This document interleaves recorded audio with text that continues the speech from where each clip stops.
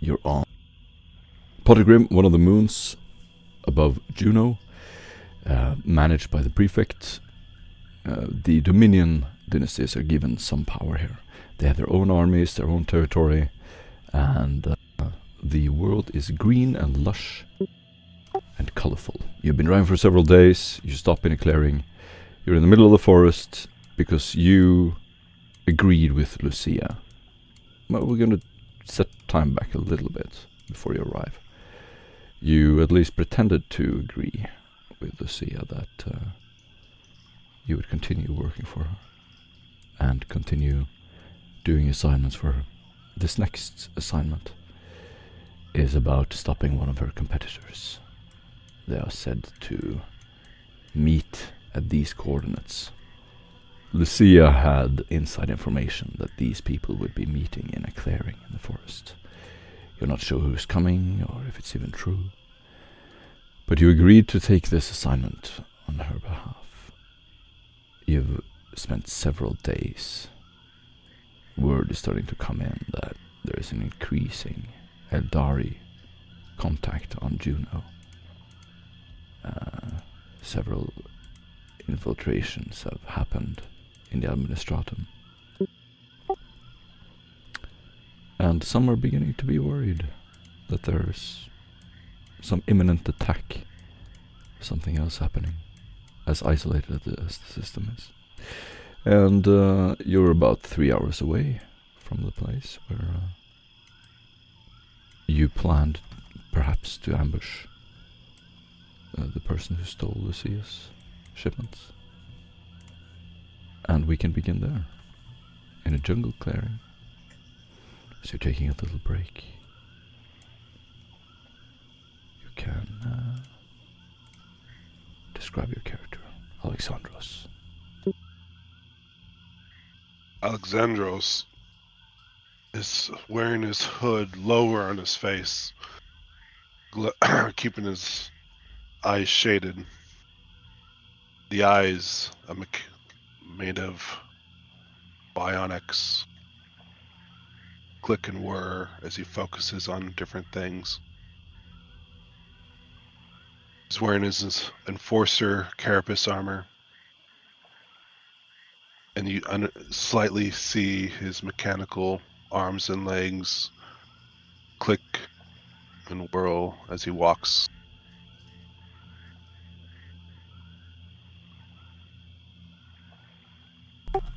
Awesome. Franz. Franz will be sitting just against a rock, taking in some of the cold morning air, but, sort of appreciating the fact that it's probably going to be another scorcher.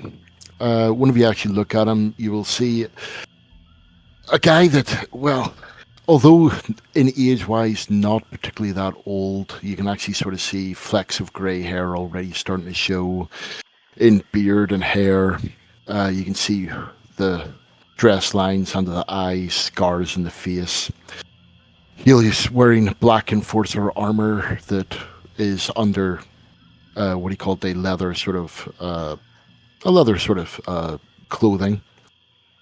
On his back, he'll have quite a large ornate cloak, which to this point has been useful in covering the fact that he has a power sword on his back, allowing him some form of defense whenever he goes back into the compound and is forced to surrender his projectile weapons. And is basically just sitting studying the datapad at the moment, reading reports that have come in from the cruiser and Juno, with a rather deep frown on his forehead.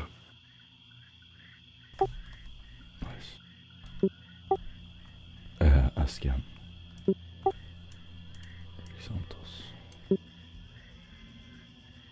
Askian is bringing the rear of the group. He's for the moment he's got his helmet off, and he's using his optics bionics to scan the forest left and right. His helmet is secured on the back of his belt. He's moving slowly and steadily, not making much noise despite his heavy metal armor. He's looking rather worried and a bit annoyed by probably by the insects and the general ambience of the forest. Begin scanning the forest, and these glittering yellow-orange glows come through the leaves, creating these scattered colors of black and gold on the grass. You listen to the trickling river behind you. There's a clearing cut in the jungle. It's not marked on public estate maps. And you can see the canopy thinning a little bit. You look down the hill and it corresponds with the coordinates that you heard. It must be close. At one point you hear some kind of thruster above in the sky. Some ship flying over you.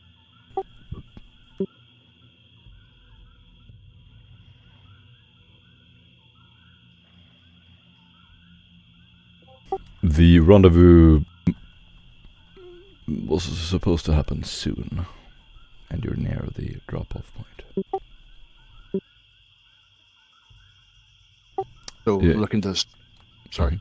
In the background, any of you can do a survival test as well. Go ahead. So looking to the sky, Fran's going to put down the data slate that he's reading. Well, looks as though we may have some activity up ahead. Also, it looks as though our Eldari friends are making moves on the planet. Now, whether or not that's in relation to us or something else, not 100% sure. But last couple of hours I've been thinking, why don't we see what the cargo is here? Hopefully there'll be some sort of advanced weaponry that we can actually use, and we then take down this counselor, because I don't know if it's sitting with anyone else, but it's not sitting with me, us working for her. Thoughts, gentlemen? Yes, I believe it's probably a good time to make a direct movement against her. We will need to try to keep the other counselors from fleeing Petergrim, though. Indeed.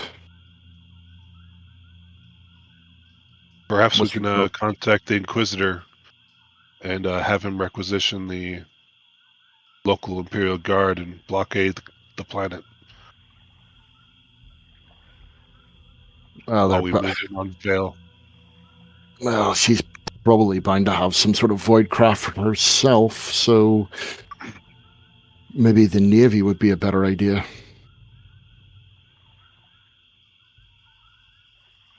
I mean, there's bound to be certain elements here, Yes. but If- either which way, I say we get in contact with the Inquisitor anyway, because we may want to bring down some heavy support. There doesn't seem to be any air defenses, so why don't we let our brother Astartes loose? That would be the time to do it. If we attack Vale during the hunt when she's not at home, probably slightly easier to overcome her security.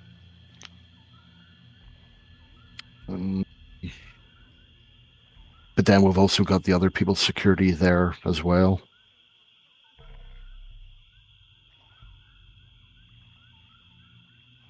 I say we go. Good portion of their security is going to be worried. They're going to be more preoccupied with hunting. I would say head her in her compound. Less routes for her to escape. If we can somehow secure the hangar bay, it basically means that she has to go out on foot. And if we have, for example, sort of local Arbites or anyone covering that way, then we can route her out. And she's actually in the compound.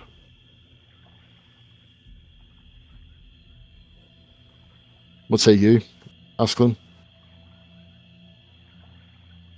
I don't know. I'm just getting very annoyed by all this pussyfooting around this nobility.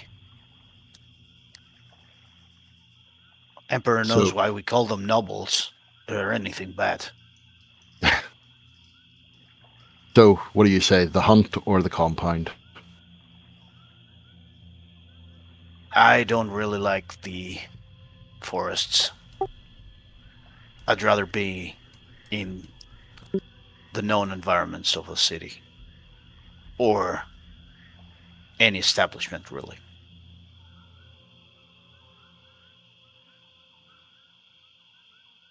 Well, I would prefer the compound, but Alexandros, like, are you set on the hunt? I feel like our chance of success would be better not going after her fortified home. We would need to have a very strong force to take on any of these council members' refuges. I would agree if we were attacking it from the outside. Take our weapons away when we go inside. Well, I should still have my sword. You have your mind. Not 100% sure about Asklin. I mean, do you have any hidden weapons yourself? I can punch and butt head. Okay. And I'll be picking up anything that the first guy that dies drops.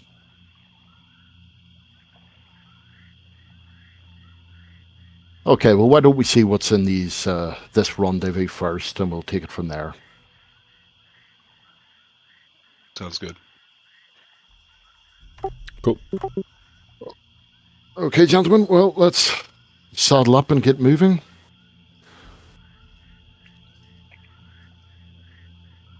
Excellent.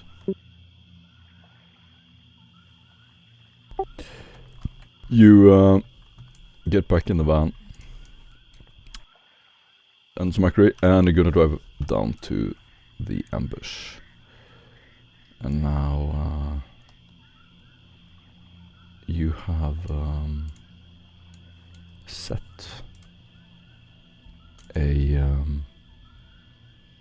your coordinates, so you know where it is. Upon arriving, you're going to try to pick up as many signals as you can. Any of you can do a tech use test. No, actually, I did it with Samakri. So Samakri is going to turn to you as you stand there. Franz. There's a light cargo skimmer above. It should be arriving soon, within 5 minutes. Okay, anything on the ground that you've picked up? Something. They're waiting. Not far away. You look down the hill and there's a clearing. So you have a few minutes. You can... so you're on a hill looking down on this place. Okay. Franz is going to go into the back of the buggy and basically pull out a long, thin, what do you call it, cargo container. Once it hits the ground, he's going to rip it open and go, Asklin, this is an autocannon. Do you think you could provide some sort of overwatch support? Tripods over there. And he's going to point to the other side of the buggy. You can hear thrusters above. As you look up, you see this scattered light above the fog. They can't see you, but they're going to land soon.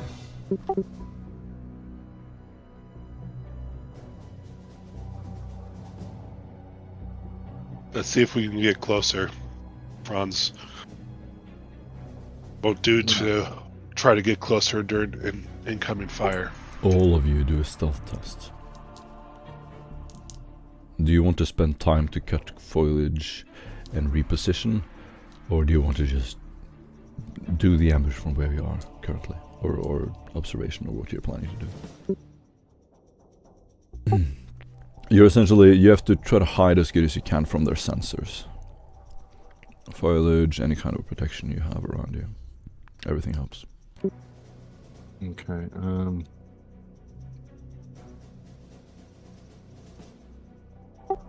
You can all do Sorry. stuff. I'm looking for... Do you want to spend time, or do you want to just try to set up where you are currently? I would like to spend some time. Okay. Then Yeah. everybody gets a +10. And you spend your... success with 2 additional, then. Sick. Anyone else? Oh, no, sorry, plus 20 as well, so that's success with 4 additional. 3 and 5 for all these numbers. You have enough successes. You manage to cut down foliage and make a perfect stealth sniping position. You have leaves and trees and bushes laying over you, like a bunker, and you are fairly close to the rendezvous point. And now Very we good. wait. Very good. The sensors have no chance of detecting you as the ship begins arriving. The skimmer roars above your heads, like this huge thundering sound. A lot of the leaves and foliage around you flies off. But you've secured it well enough to where you stay complete. As you see the leaves begin to vibrate and shake violently, as the reverse thrusters set in and the skimmer settles on the ground. You look through the holes you've made and operatives begin disembarking. You can see what looks like an artifact case. It is a rectangular case, black case. They carry it out of the back, and the road nearby, you can see lights. Any of you can do a Forbidden Lore Xenos test to identify it.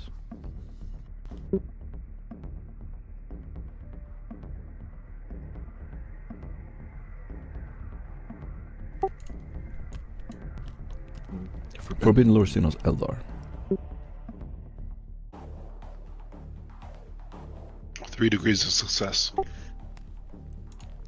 Xandros, this is an artifact class used to carry Wraithbone. Wraithbone is psychically dangerous. It contains psychic energy from Eldari. Sometimes their souls are trapped inside. There could be soul stones there. Soul stones are often stored near the Wraithbones. Psychically dangerous as it is, there's probably a null rod somewhere as well. It on the side of it, you can see calibration marks, and you can do a logic test at +10.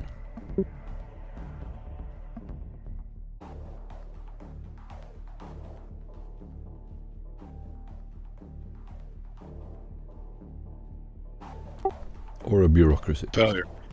Okay. It is tied to Veil, probably somehow. You look at the men walking out. They're wearing black uniforms, helmets. Everyone looks trained, but you can all do a scrutiny test at -10 when you see this group. Scrutiny -10. Okay. 7 degrees of success. Oh, -1. 7 degrees of success. Better than me, 4. I only have 4 degrees. Xandros, they look highly trained. Both you and Askin and Alexandros, you recognize the command hierarchy. There's one operative who is in charge. The rest look like mercenaries. They're taking very direct orders, and the commander speaks to them in a way you would speak to hired guns. The team looks professional and disciplined. It is not Voidshade. They are not Voidshade operatives. So in other words, not Veils. They wait for the van, and as they begin talking, any of you can do either an awareness test at -20 or a tech use test at -10. Awareness -20 to try to listen in, or a tech use -10 to catch their vox transmissions. Awareness -20 or tech use -10. 1 degree of success. Sick. 6 There you go. failure. -2. Again, you did it. You read their lips. The encryption pattern here from your reader matches counselor level network traffic, and when they begin speaking, they reference several times the Lady Veil. They are also on the lookout for some kind of anything that can be used for evidence. So he's requesting specifically that anything that can later be used as evidence must be destroyed.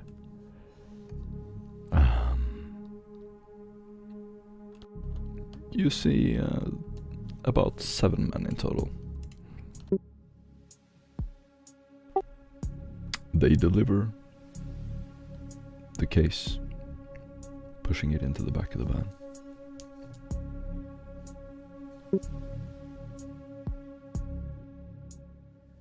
And with that, you'll hear a final click as the tripod goes onto the autocannon. Franz will give him, what do you call Askelin, a pat on the shoulder and slowly start to slither out of the hide to the rear. Got it.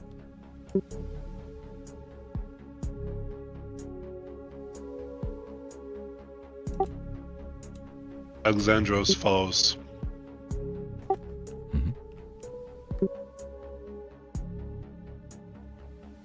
And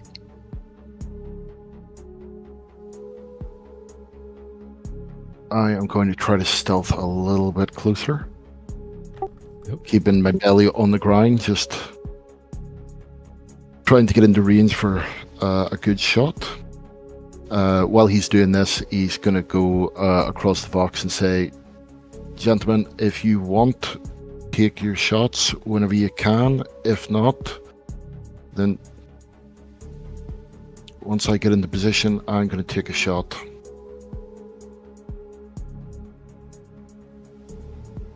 Bear in mind, he's oblivious to what's actually been said. Alexandros is using the trees and rocks to cover his advance. How close do you want to get to them? You've built a canopy that goes all the way up to their camp. You can get as close as you want. There's risk of being discovered, of course. You're currently about 20 meters away from them. 25 meters away.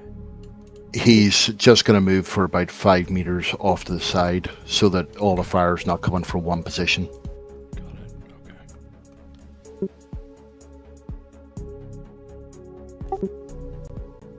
And he succeeds with 8 additional degrees.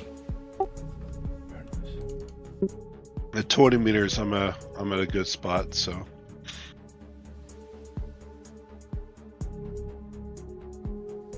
Okay. They load up the cargo.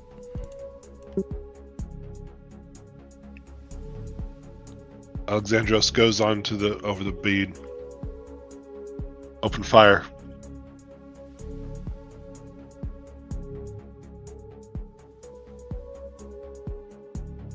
Okay. Do you want to take out the vehicle? I will aim at one of the people still hanging around. We take out the operative. We might be able to negotiate with the mercenaries to stand down. Which one's the operative? I point out Alexandros describes the operative that he saw earlier to Rottens. Okay, whenever I take this shot, hit that vehicle with the autocannon.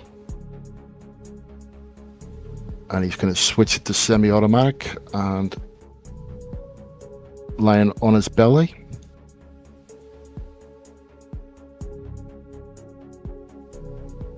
Is going to open fire. With the autocannon? No, with a Laz, hotshot Laz. Asklin has the autocannon. I left it with him. All set up nicely. Wonderful. Then, I will bring you over as the autocannon rips and you attack this group.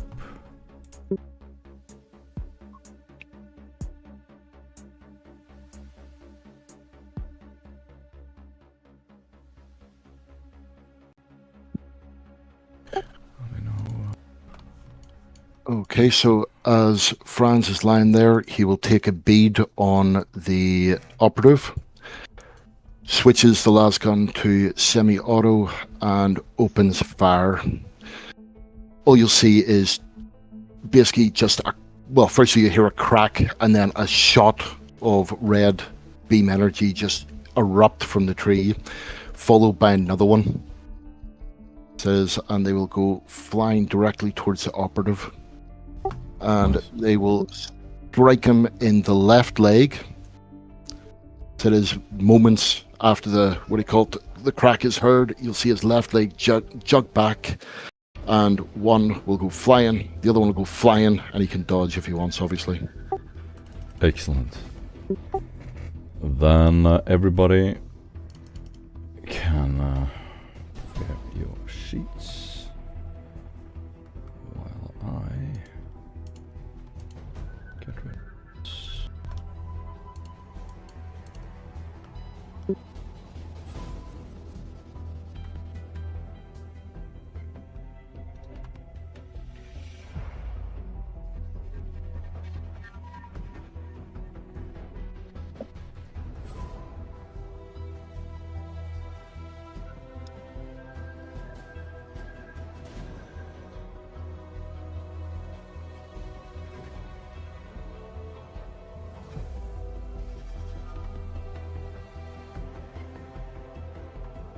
Okay.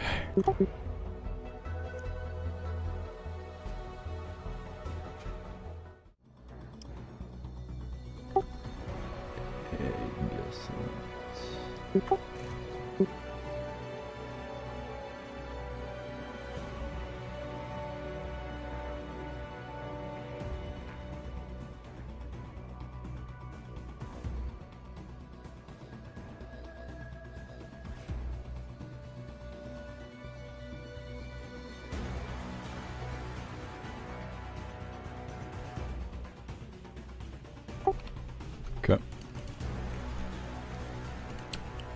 You can see the map. Is anyone a slow computer? A slow? I think it's just going slow today because mine is going really slow as well.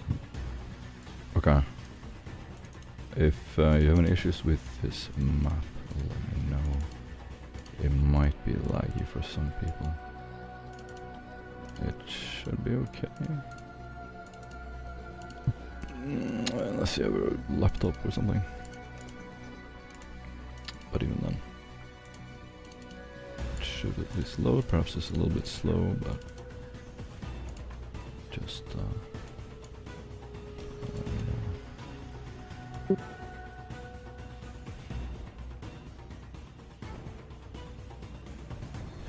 you can see that some of the mercenaries seem to be abhumans.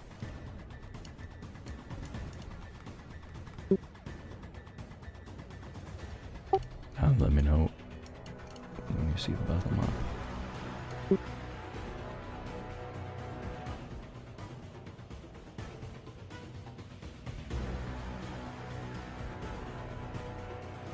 No, they should.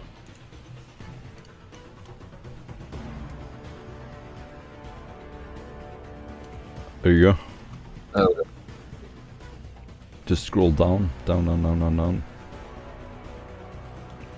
yeah, got it. Got it? Mm-hmm.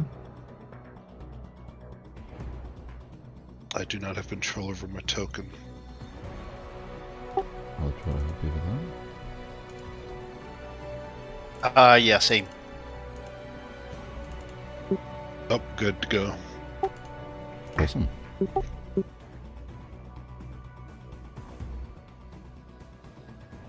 Roll initiative.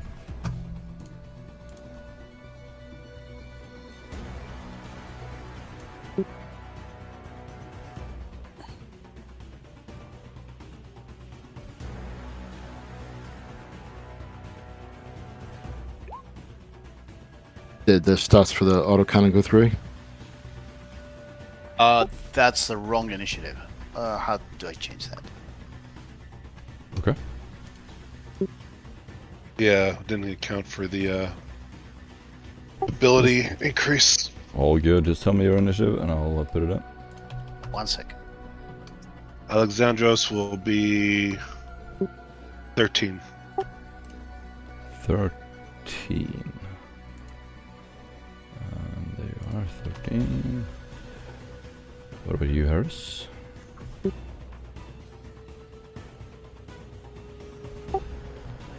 I don't think you have 3. I think you have... No, I should use perception instead. And 2 dice. Oh.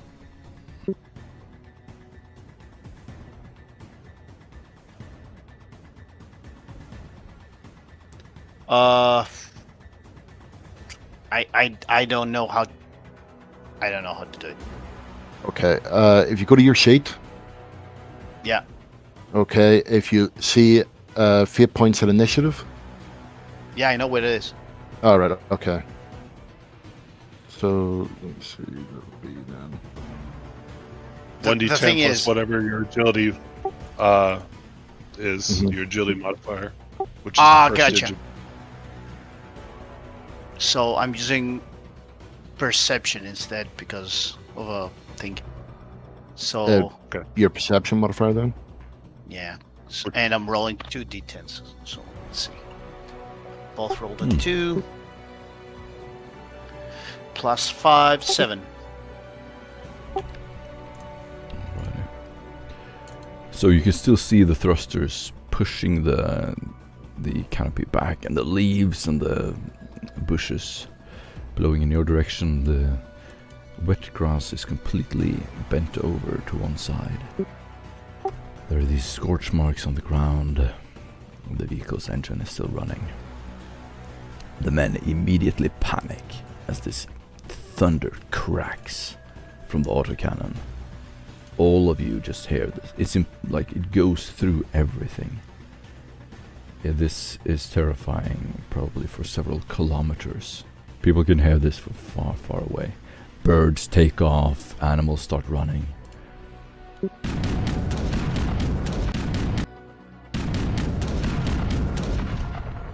And who do you shoot at, Franz? I'm shooting at the gentleman right there with the las gun. Okay. So that is semi-auto. It's so he can dodge if he's not got a surprise round. But it's success with 2 additional, and it's damage of 9 and damage of 11, both Plus. PEM 7. That's almost impossible with an autocannon. Are you rolling the right damage? I'm not rolling an autocannon. What are you rolling? I'm rolling a hotshot lascan. Hotshot Lascan. Oh, I'm Yeah. sorry. It's it's the Harris that has the autocannon. Oh.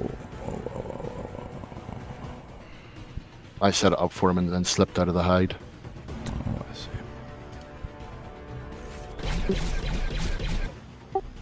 He does not dodge, and he gets hit twice. You can see his vest gets a hole in it, and it starts burning. He immediately gets down on one knee and starts crawling into the jungle. You hit him again, and you hear this something in there starts burning. And that is your surprise round. Now, Alexandros, Naskian, you also have a surprise round. I move slightly forward to these foliage to get somewhat get cover, and then I will reach out with my psychic mind at the closest squat mercenary. Sounds good.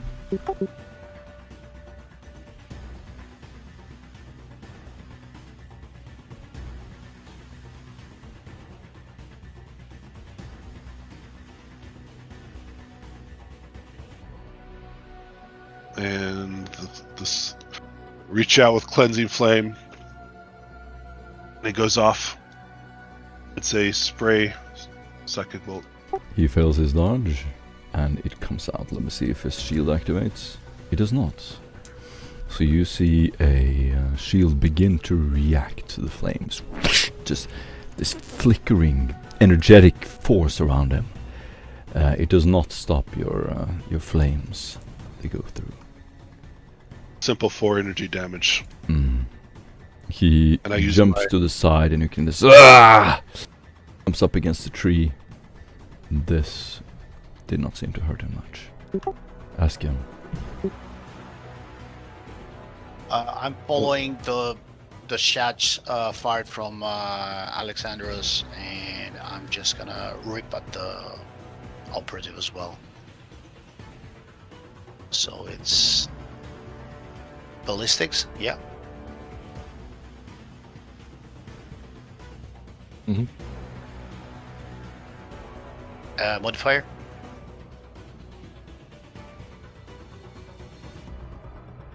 It would be auto. Full auto. He fails his dodge. Shield.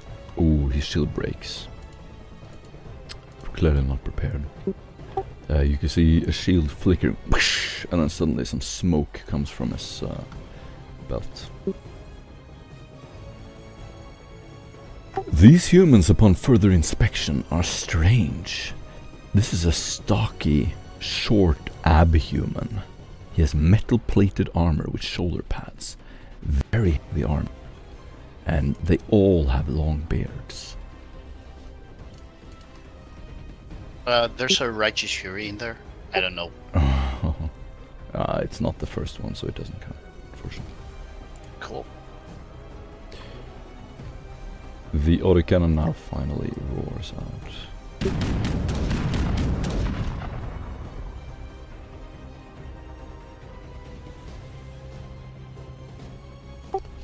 Okay, roll to hit.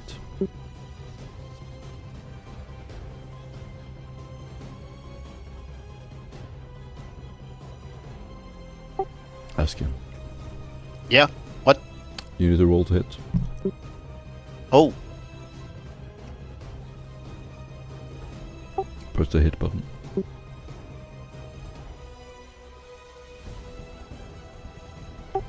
Your close range, full auto. Close range, full auto. No aim. Or you can take half aim close range for that.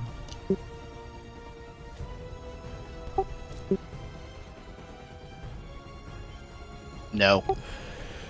Oh, you gave the autocannon to the wrong guy. Obviously. The autocannon roars out. You see several bushes and trees get just flayed. The explosions rip through the jungle. None of the men get hit. The boomer, though, gets a little terrified. And then regular turns begin. Alexandros. Alexandros will take aim at the operative. Unleash his second power again.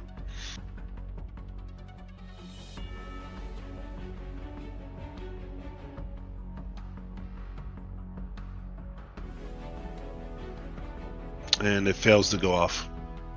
Oh. This is the second faction. He will reach up and turn on his Rosarius. Excellent. You see a man in the back take a couple of clumsy steps through the jungle. He walks nonchalantly towards you. You there! Out of the forest! You're making a grave mistake! Come out immediately!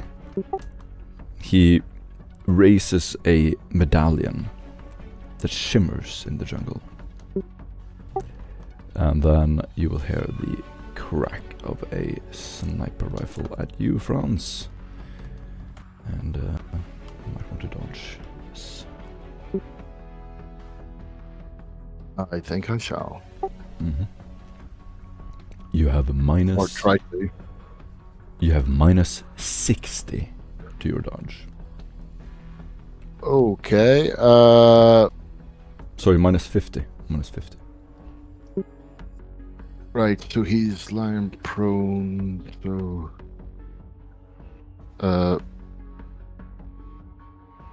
Well, for a start, I'm gonna try to fate point that. So minus 50, so... Inescapable attack gives you penalty. Yeah, I'm just gonna take that and hope the shield then activates. Okay. You try to jump out of the way. The bullet goes straight towards you. Oh, so close! It's a body shot. And you hear it ripple through the jungle into your chest. As you take... Ay, ay, ay, ay, ay. That's... Oh my god. Oh my god. 32 impact damage to the chest. 32 Penetration. damage to the chest. No penetration. So 31. So that's me down to 0 hit points. Okay. The penetration lifts you off the ground with this incredible impact. Franz, this is some kind of Eldari rifle. Not to be messed with. When it hits you, you hear this energetic force through your armor. It rips open the side of your armor, and you look down. There's this huge burnt side of your armor. There's a hole in it, and you can feel blood trickling down inside. It has bruised you, but not done any critical damage yet. Franz, go. So Franz, lying on his back, is going to take a couple of very deep breaths, then jump to his feet, what do you call it, with leap up, and is going to run to the autocannon, sliding in beside Asklin and said, I'll take from here. All yours. And then basically, as a last sort of thing, he's just going to put his head down in the stock and go, Jesus. What do you call it? Throne's sake. This may have been a mistake. And that's me done. You get an inspiration point. Amazing.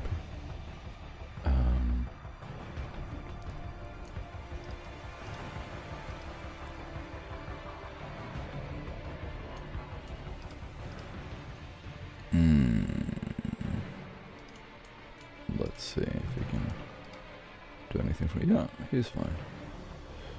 Alrighty. Ask Alexandros. Please dodge. Please dodge. Please dodge. Both of us? Alexandros, dodge. Yes. Degrees of success. This abhuman is a metal-plated man, or some kind of cyborg. He's carrying a giant rocket launcher on his back. He has an axe in one hand and missiles around his belt. It looks absurd. He grabs the missile launcher and aims in your direction.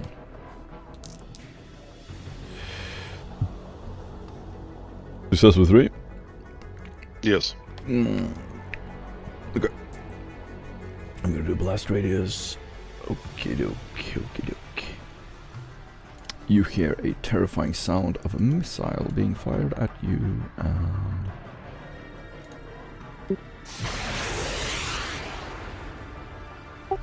it is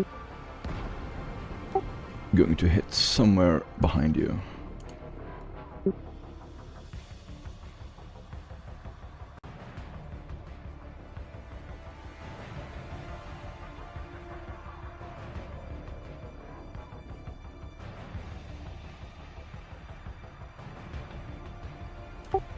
This thing looks pretty powerful. It is close, some bush or rock, and the commando will approach. He is carrying a heavy weapon. Actually. No, he's going to charge you. He's going to run here. You see him throw off what looks like some kind of melta weapon. No, that is a very fair point. That is a very fair point. You have your Ogren with you. And your tech priest.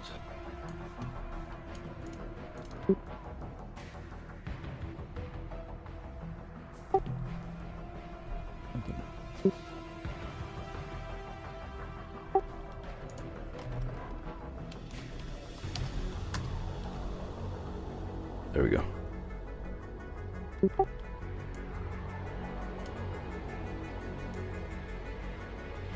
Yeah. I'm gonna say, because you reminded me of that, which was very good, Tetricus is going to intervene and attack him as he charges. It's going to be 2 hits. 11, 14. And another. His shield does not activate. Tetricus, with his power fists, is going to punch him. Again, and again, and again, and again.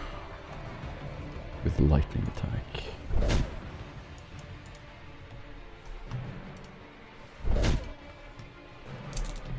That's another righteous. Okay. Damn. So you see him run up and he just knocks the jaw of this abhuman to the side. His jaw just gets turned to the side, cracked, and you see this giant towering over a squat. He's maybe twice as tall as him. Begins like pushing his gigantic armor backwards, so the commando staggers back. And Askin. No, sorry, it is commando's turn. He is going to attack Tetricus. Power Maul.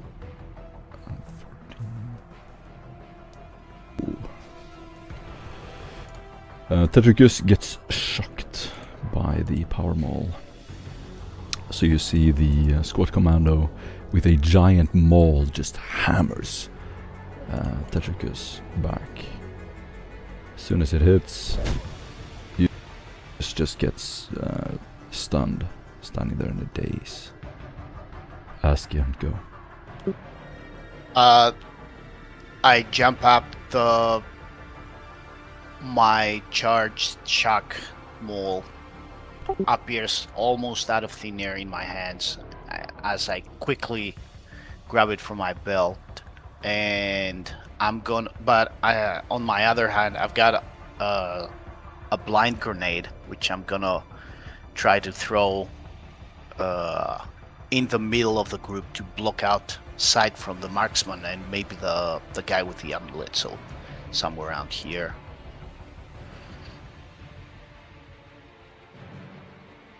That would be ballistic.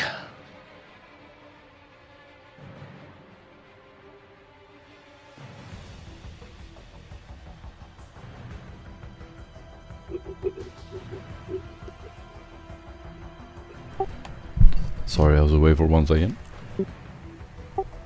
Yeah, I've got a blind grenade that I want to throw in the middle of the group to block sight from the shooters that are in the back. Very, very nice. So that's going to be about 9 meters. 11 meters. That works. And you can do a ballistic test. No, strength test.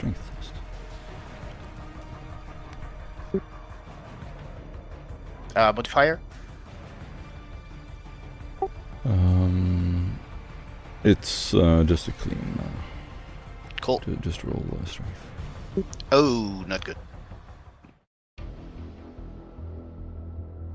4 failure. 4 failure. Okay. Try to do an inspiration You to can re-roll. You can use a fate point to reroll. Oh, sorry. Yeah, I'll do that. No worries. Cool. Let's see. Yeah. Good. Yeah, I'm gonna burn a fate point to try again. Mm-hmm. Not burn, but yeah. Spend. Yep. Oh, even worse. Oh no. Okay, so what happens then, which is really fun with grenades, we use a scatter diagram to find where it misses. So I'm gonna throw that now. Ah, that's not terrible. That's actually good. That's good for you. 3. So you're attempting to hit here, right? Or even further back, but yeah. Right there. Yeah. You're actually going to miss, but not in a bad way. Not really in a bad way. You're gonna hit here instead.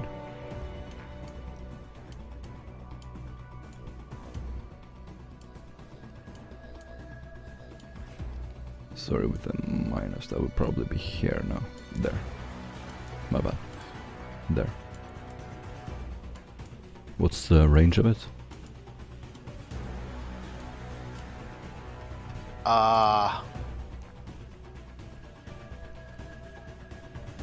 Radius. Radius. What's the radius? Sorry, yeah, radius. It doesn't say. It's a blind 2. Blind 2? Yeah. The parenthesis says 2? Yep. It's smoke 2, basically. Yeah, it's blind grenade, smoke 2. Right. The parenthesis 2 is the the diameter or radius rather. It's the radius. So that's gonna be 2. Unfortunately, none of them get hit. Nobody gets hit. Unfortunately, it doesn't go far enough. So it goes off. A lot of smoke, but none of them are covered. And now, let's see. Is it a one-time effect, or is it a? Does it stay on the ground? I think it stays for 2 rounds. Let me find It's it. not a smoke grenade. A blind grenade. It's Right. a blind grenade, but the effect is smoke too. Right. It's just smoke can be passed through with what's it called, bionics and stuff. Blind grenade cannot be passed through. It creates a smoke screen at the point of impact with a radius in meters equal to the number in parentheses. Lasts for 1d10 plus 10 rounds. 1d10 plus 10 rounds. Yep. Whoa. Okay. Then you create Should I roll it? smoke. Yeah. D10. 7 plus 10, 17 rounds. 17. So there's now a smoke grenade here, approximately. Good. And then I'm just gonna close the distance with the commando up there. Okay. Sounds good. That's all good? Excellent, excellent. Squat Boomer is going to pair next to you, and he is going to, with his melta gun, shoot you, Alexandros. No. Critical miss. Critical miss. So, the melta gun immediately, and you can see this, plasma started running out of it, dripping on the ground. He immediately drops it. Ah, fuck! And you can see like this burning wreckage catches fire in the mud, and as the electricity inside sparks through the jungle, he will avert his eyes. Ah! And he starts running backwards. Fucking thing! And his commander will run back to the ship. Alexandros gives an audible sigh of relief. Another one.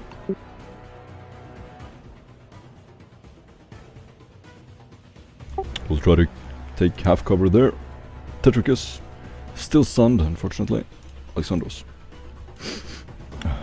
Alexandros. He moves out, now having to see around the smoked screen at the guy who had raised some sort of insignia. I'm going to attempt to see what it is.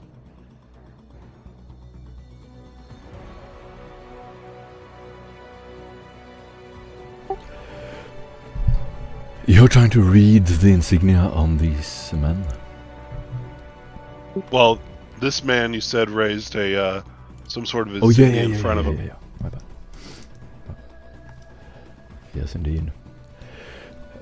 You try to read it, and it is a Navigator house scion. It's a scion from a Navigator house. Navigator houses are powerful trade partners, so they engage often in trade, and they're Navis scions, members of the Navigator houses, participate in trade. Now he carries one of these. They're invaluable, and you can do a knowledge navigator's test.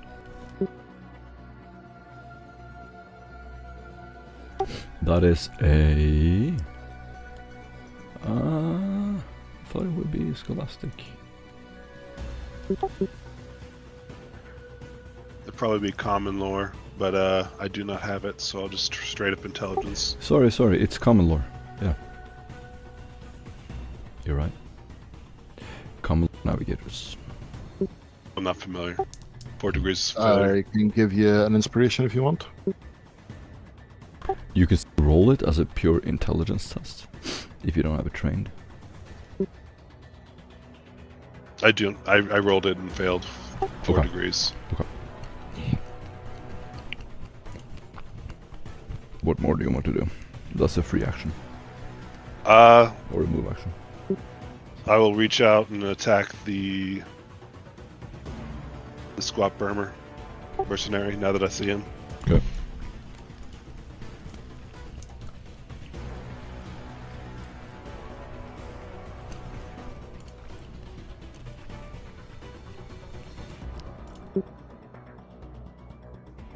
Succeeding.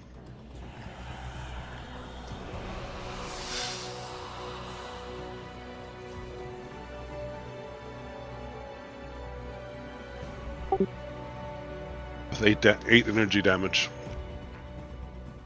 8 energy damage. You can tell at this point that the cleansing flame does no damage to these, and you're rolling it incorrectly as well. What's your psi rating? I chose 5 for that one. What's your willpower? Willpower is 58. So you can add a 10 every time you roll cleansing flame. You can add a 10 to the damage. Oh, okay. So you deal 18, not 8. So you can in the damage calculation you can do like this: 1d10 plus 10. Right. Okay. And that's gonna be better for sure. His shield does not activate, and you hear a as you hit him in the chest. His armor rips open. You dealt a good amount of damage to him. He's heavily armored though. The man with the medallion is going to walk here, holding the medallion above his head. By orders of House Maimon, I order you to drop your weapons. Now!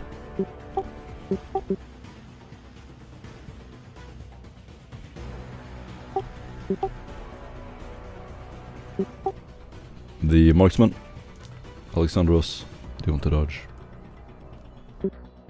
Yes, I do. A minus... Oh my goodness. So- He can't shoot at Alexandros. Oh. He Oh, can't. No, Alexand- he can't. Sorry. Mm. It's friends. Success with 2 degrees. 2 degrees.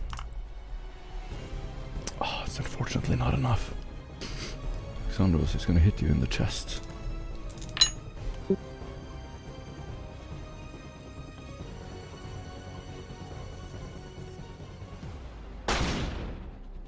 And Merzdarius is not deflected. Then, unfortunately, he is going to deal on the first attack. That's a...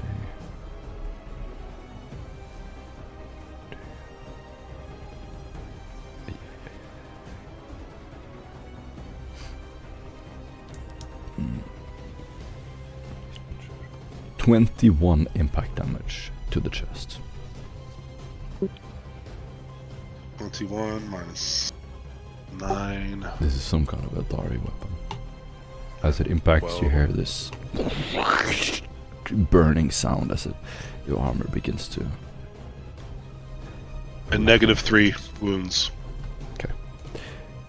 Impact -3.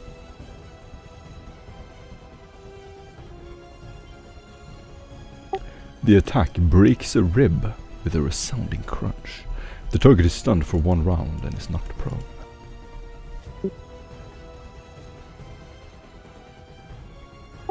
Feel free to describe your actions. Alexandros, after taking a shot of the boomer, doesn't even notice the marksman drew a line on him. Shot rings out, hits him in the chest. He coughs off a little blood and falls back, lying there. Franz, excellent. Franz does, using what he called his infused knowledge, does Franz recognize House Mormont? Have he come across them before? Did you roll for it? I certainly can. Common lore. Yep.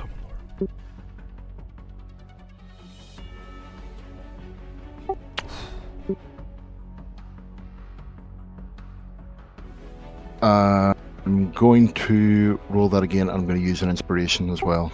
Mm-hmm. With inspiration, I'm going to use a fate point as well for a plus 10. Yep.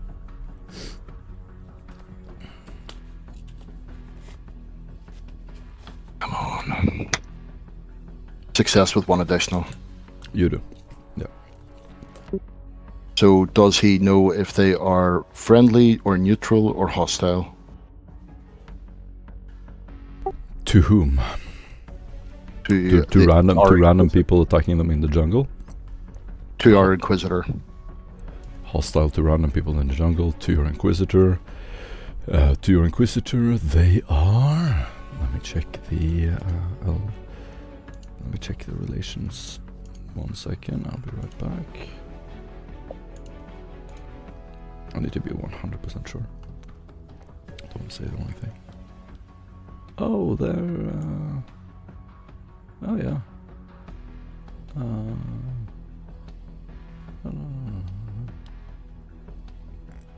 Oh no, they're. They don't like you. They don't like the Inquisitor. But they're not hostile. They're not hostile too. No. Okay then. Franz will raise his voice over the cacophony of shots and go, House Mormont, Scion, I have a bead on you right now. By orders of the Inquisition, by the order of Xenos, you will submit and drop your weapons. You have 5 seconds to comply.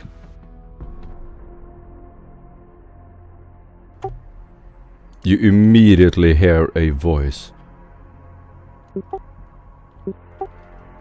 Stop! He spits as he yells it. Spittle drips down his chubby cheek. Stop this instant! He's pressing a button on his chest. He begins staggering through the jungle, stepping over roots. Stop him! Stop everything! Franz will get up and walk towards him.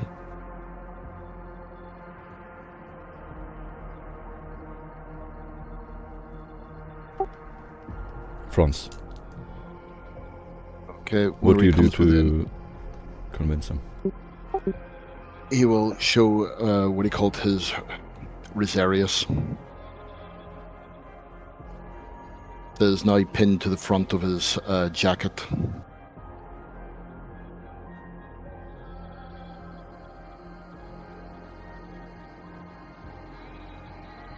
House Mormont, what are you doing here? He catches his breath. Stop! Stop everything! You see Tetricus regain his consciousness. He immediately grabs the throat of the commander. Die! Die! He gets choking him. Tetricus, drop him. Alright. Gently drops him on the floor, and he's gonna pat his cheek a couple of times. There you go. What's going on? Oh, we'll find out. He may yet have a chance. What are you dealing with? That looks like it's our purview.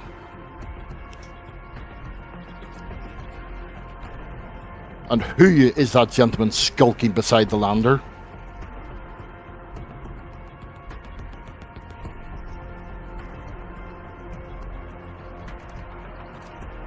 They will begin running back to the ship. The mercenaries, that is. The marksman stays behind.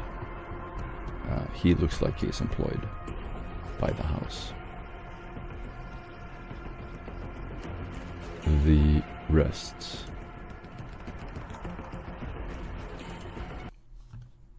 will run away.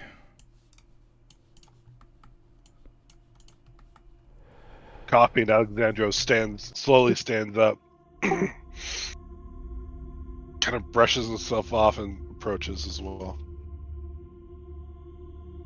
Franz, seeing the marksman come into view, will actually give him a slight nod and acknowledgement and congratulations on a well placed shot.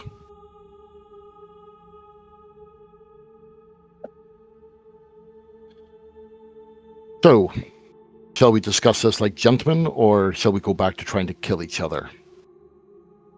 As I said, why are you here? What is in that box? And why are you having dealings with mercenary groups?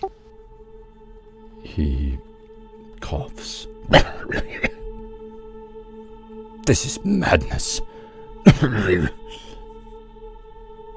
Where is your Asarius? Right here. And he'll point it out on his chest. He gasps.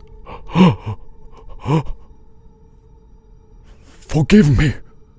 He drops his medallion in the mud with a plop. The marksman begins backing off and you see him lowering his rifle. There we are. And get up. The Answer my questions. marksman behind him. Navigator.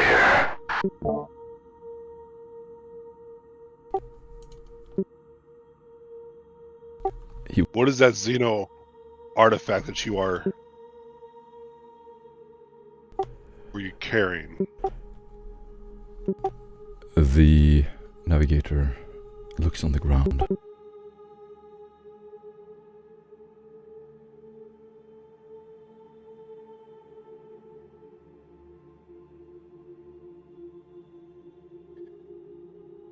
Speak, Scion. I asked questions.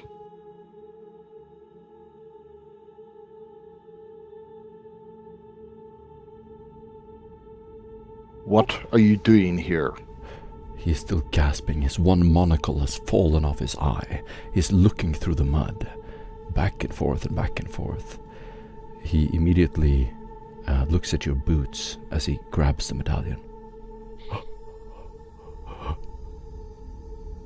The marksman removes his helmet, and you can see the eyes of this Navis Scion look up. This is no longer a commercial and misunderstanding. Everything has changed. He touches a sigil on his throat. You can recognize it as a navigator's seal. He puts his monocle back in his eye. I, as his hand shakes, am a sworn scion of House Maimon. I act under chartered authority, and not against the Inquisition. He looks up, still kneeling in the mud. The mercenaries in the back are just resting their weapons on the ground in your direction. Why? Dealing in Xeno archaeotech is against the Inquisition. His hand shakes. I can explain my actions. He Then begins do fiddling. so. He begins fiddling with a paper note in his pocket. He has a deep crimson red vest. Beautiful, looks thick. He pulls it out. I am not authorized to declare policy, and I will not speculate on Zuck's intentions with this. He looks up. Lady Vale acquires Eldar artifacts in industrial quantity. Industrial! Spittle again comes out of his mouth and runs down his cheek. Not relics. This is something more. You know how dangerous this is. House Maimon has chartered warp traffic.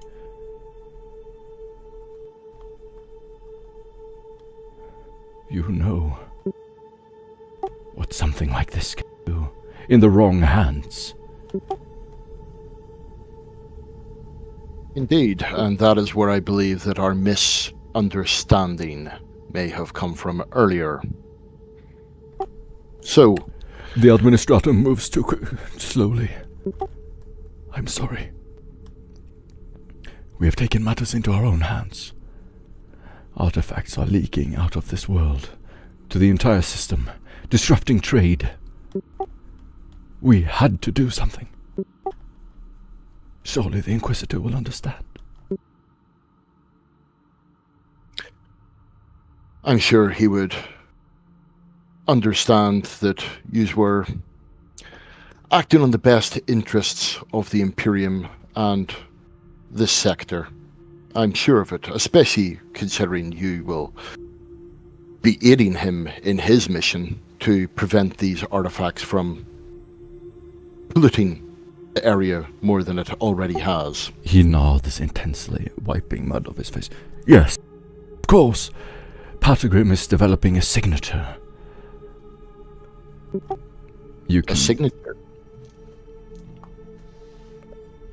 Someone is feeding them these things. You can all do a scrutiny test.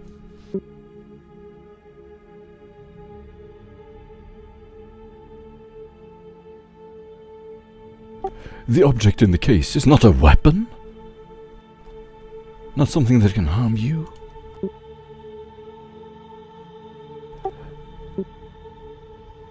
Eight degrees of success.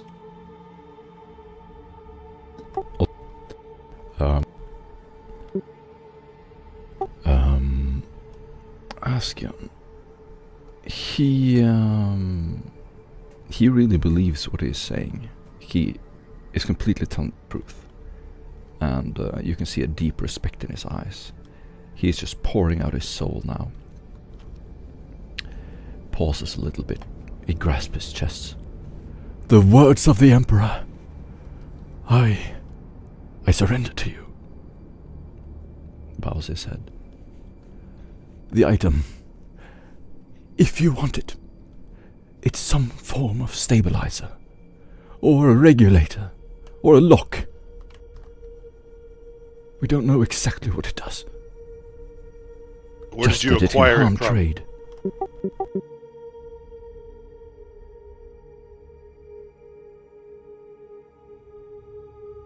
Where did you acquire it? Off-world. It was brought in on the explorator fleets, where most of these come from. Any idea where this explorator fleet was when it acquired this, or where it had come from? He looks up. He looks crushed. They are all filled with them, ordered by the counselors themselves. Emperor knows what they do with them. In the wrong hands, this technology could empower them against the rest of humanity, against our trade. We are trying to learn what they are doing, why they're doing this. We're trying to obtain information. Indeed. The cargo that you've obtained, you say it's something which will impede trade. Do we know if they're... Well, I say, do we... Do you know if they are soul stones? He immediately forms a frown on his face. We do not know. Only that when these devices accumulate in proximity, they change local warp behavior.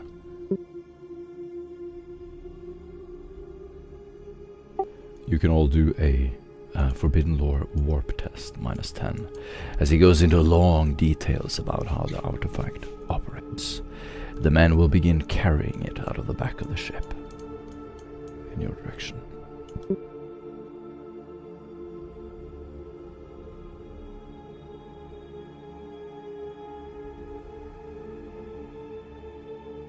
Wow. I've got no skill in that, but 3 successes. I see.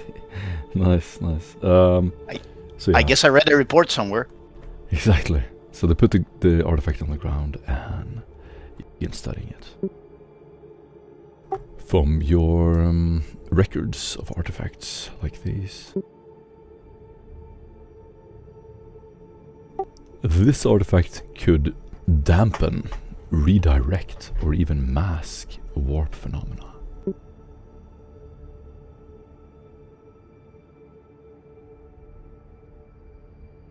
Up to 4 degrees. They could also hide large... No, oh, no, sorry. No, I got 3 degrees. I forgot the -10. That's enough. They can also hide large-scale movement. So any beings in proximity with this will be imperceptible to a psyker. It has a huge nullifying effect.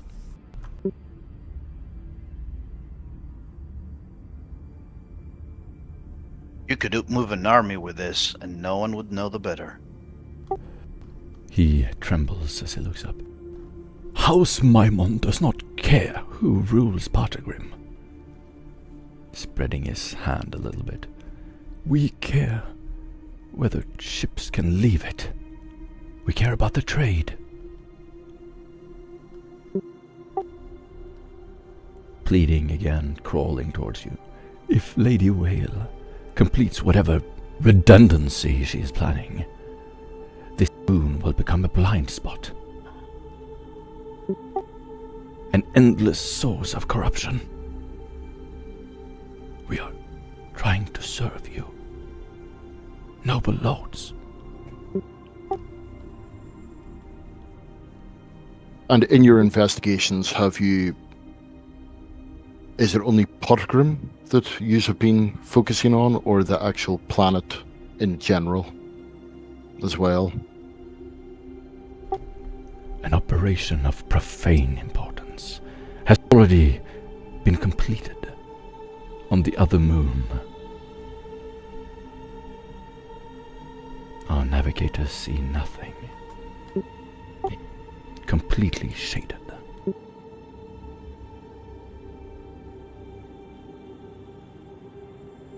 Only Partagrim remains in our sights.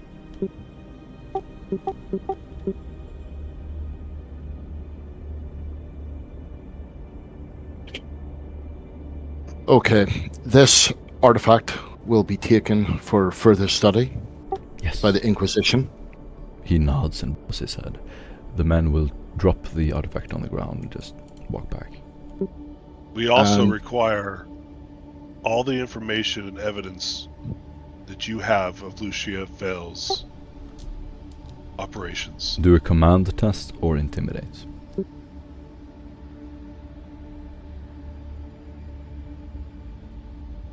Same. 3 degrees of success.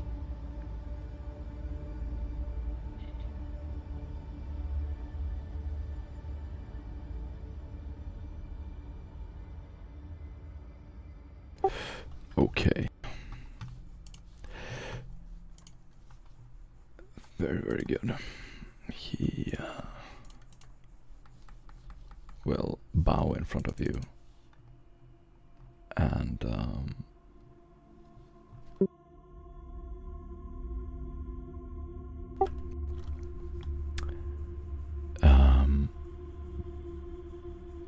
he looks up. You're asking for everything we know. Yes? We're asking for everything you know. We also want the mercenaries paid for by yourselves, and we wish you to have your forces ready to move on our command. In return, we will give you preferential treatment to trade in this area once the situation has been resolved. Do an influence test. You can also use the Inquisitor's influence, all at the cost of your subtlety. What's the influence of the Inquisitor? I will Where you- just roll a d100. Okay. 16. 16. Oh wow. It could have gotten any of our influences. Yeah. So you I use could have got it myself. you're calling on the Inquisitor's influence, to be clear, right now. Yeah. Okay.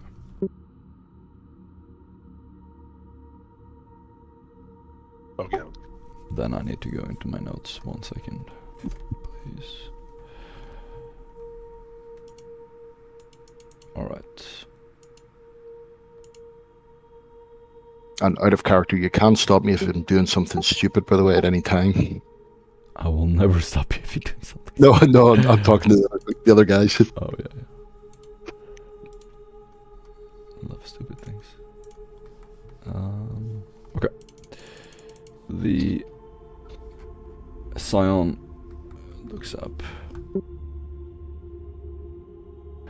I will tell you what House Maimon has observed, not what we have concluded. Vale. See. But you.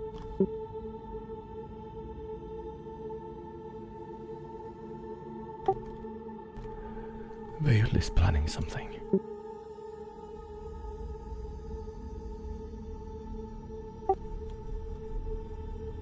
Our records show no attempts at withdrawal, no capital flight. She's planning to confront you.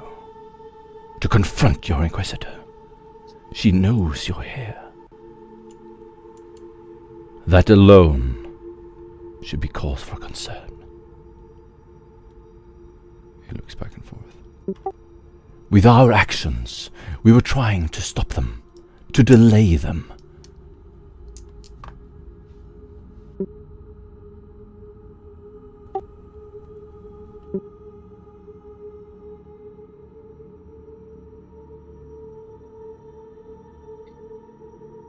She requires some kind of machine using the different houses.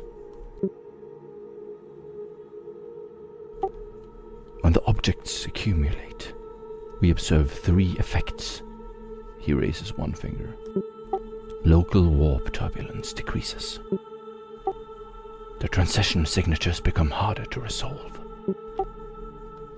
And predictive foresight becomes unreliable. He lowers his hand. To navigators, this is not subtle. It blocks their sight. They are trying to hide from us. They are planning a great operation here on Juno.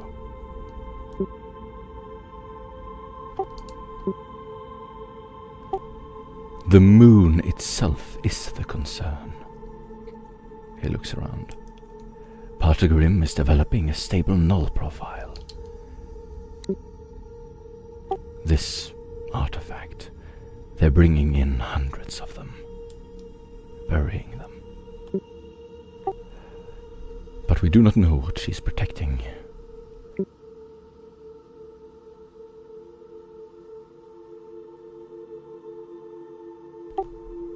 Or that she understands the consequences of what she is assembling.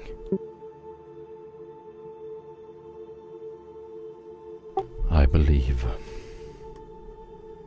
your Inquisitor's actions should be quick and decisive.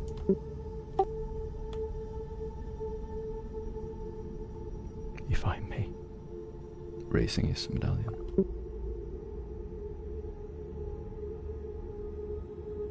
Indeed. Tell your superiors to be ready to act when we call on them. Tell them time is short.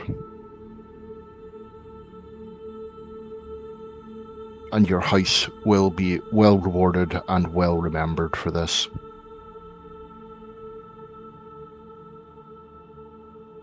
A thing.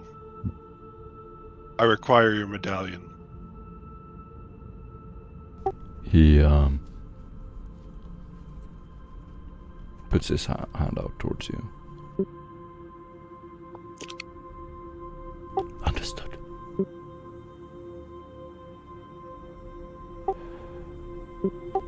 You, any of you can do a logic test.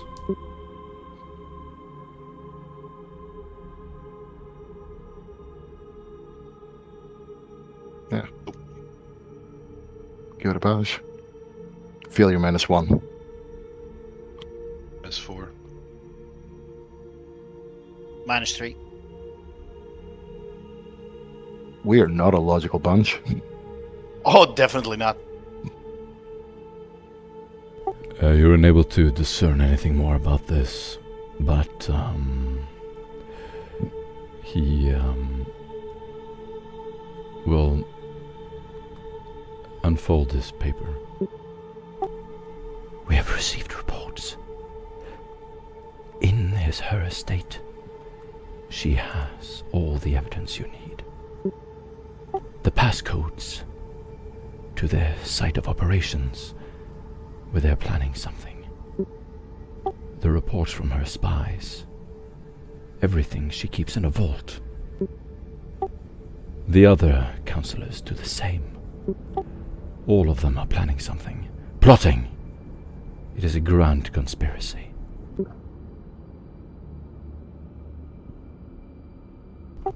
Lady Vale has been building an astrogation chart. It involves the Eldar somehow, but we don't know exactly how. All of their estates must be searched. Find the truth. Find out what they're planning. We can only do so much. Please forgive us. He bows.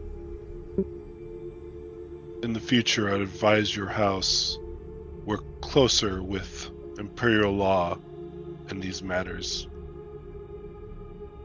Everything. We will give you everything. You can all do a scrutiny test. Pure. Can I ask a question? Of course, yeah. If it's short, ask it in the chat in text, always. No, okay. Ooh, 1 success. Sick. They were talking about... Success. No. Sorry.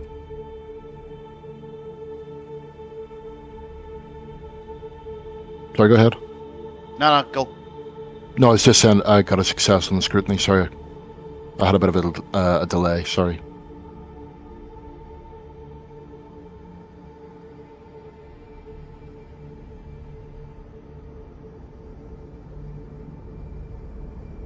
Ooh, okay. The person talking about destroying evidence was the commander. He looks like he came from the van that drove up. Speaking to the men, the mercenaries, ordering them to destroy any evidence.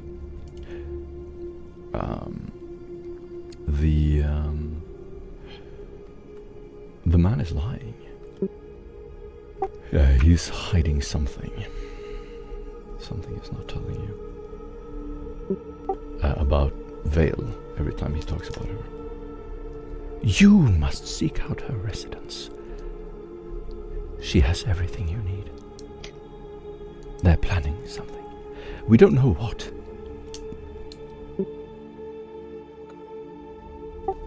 And you need to be more truthful with us. What are you not telling us? Do an interrogation test. You get a +20 because of your scrutiny. Can I assist with that? Absolutely. Absolutely. success with 2 additional then. How do you break him down? How do you proceed with the interrogation in front of his mercenaries? Well, for a start, he's going to just start walking around him, looking him up and down and going, "You seem to think we were born yesterday. Every time that you mention the Councillor Veal, you have a rather distinctive tail.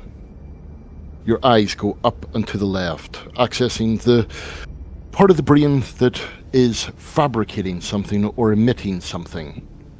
Now, my friend here could just simply take it from your mind, which would be rather unpleasant for you, or you could just tell us. At which point then he will stop right in front of him and look him dead in the eye." This goes on and on. I'm gonna close the distance to the marksman, just in case. Yeah. As you stand in front of the marksman, his helmet off, he tries to meet your eyes for 1 second and then just looks down. "Am I in your way, Inquisitor?"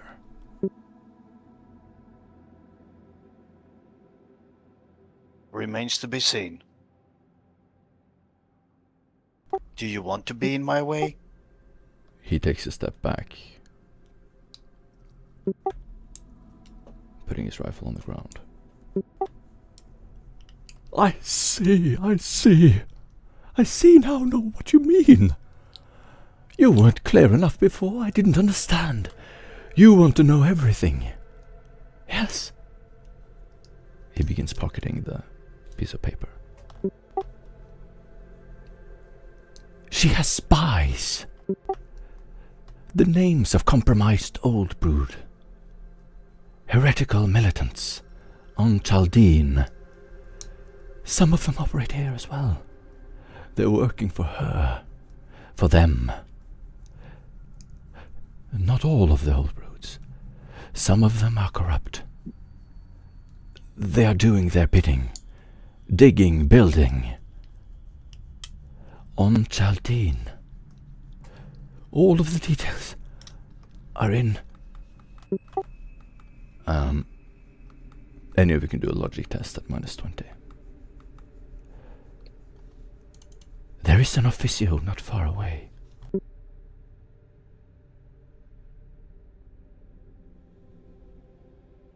Failure.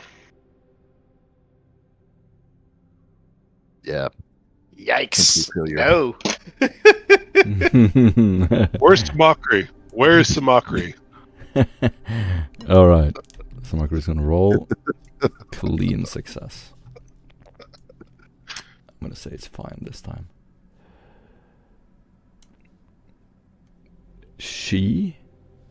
This is a major clue, and you all regain a fate point.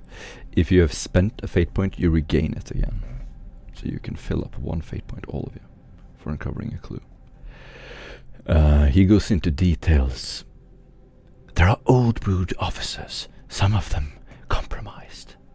They use them to move these things, you see, through the jungle. The hunt, everything is a charade. She's using it to place these items in preparation for their operation.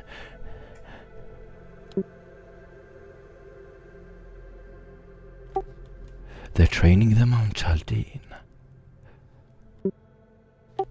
Elias de Vries, Egnon, Zax, all of them are in on it. We have not found any evidence against Martyr Domus yet, but we know the conspiracy involves them.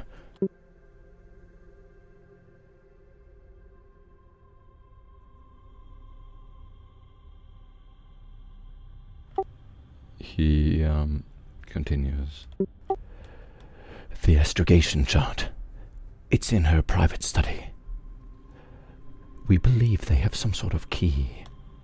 They're separating it. When it comes together, they open some kind of device. This is what they're trying to hide. The device. Do we know where the device is? He shakes his head. We can't see everything. We can only see what they're doing. It must be well hidden, but it is one singular place.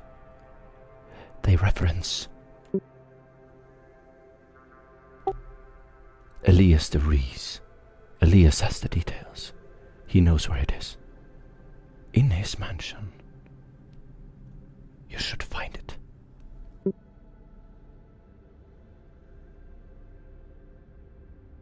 Search their residence.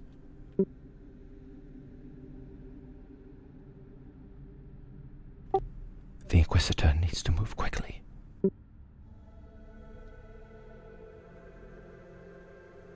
Right, tell your men that they are to stay with us.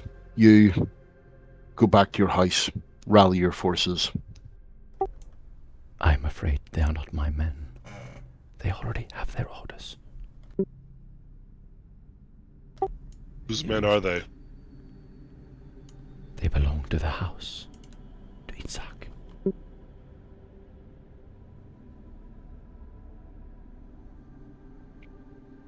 They belong to your house. Our Lord. Well, as a representative of your lord, I'm sure you can impress upon them that their orders have now changed. You would have to negotiate with him.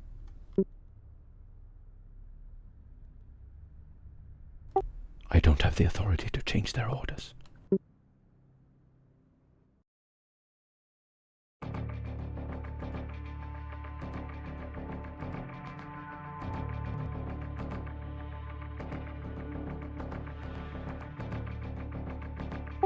And what exactly was the wording of their orders? To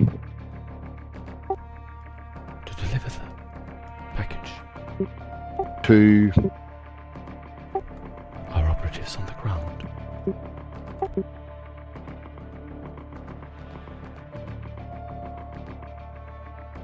And your operatives on the ground are... that gentleman over there? He lowers his head as he takes a step forward.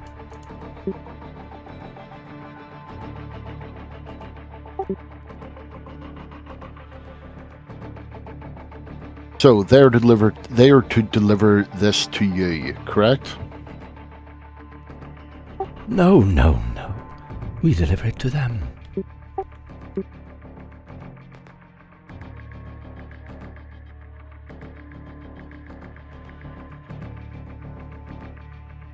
Well, then I would suggest that you don't deliver it to them and you come along with us and they come along with us so that we may deliver it in a more comfy place. We must return. I have orders. So do they. Give us a moment to talk among ourselves. They kneeling in the mud. He nods.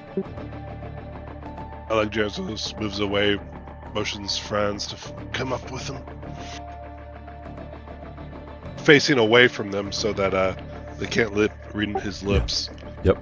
Sounds good. So, we don't necessarily need these mercenaries. Still be helpful. Yes. But it's not a big enough issue to force it. We have the crate. We have proof for Lucia Vale, at least so she doesn't suspect us, who is moving the items. And we've received a lot of information already. Indeed, and I'm quite happy to let it lie here. I just wanted to see how far we could actually sort of push it. And then with a smile, he's just going to say, if you don't ask, you don't know. True. When they landed, they were discussing destroying evidence. Well, I suggest we have this taken back to the Inquisitor's ship. We don't want it falling into Lucia Veil's hands, so as long as they don't destroy that, that's a bonus. Any other evidence? Well, they've given it to us verbally. At least we know more than we did. Yes. I mean, I have no doubt that they're involved in something shadier than they're letting on, but quite frankly, I don't particularly care. So as long as it's just a bit of cream off the top, then let them have it. The dogs For of the now, house.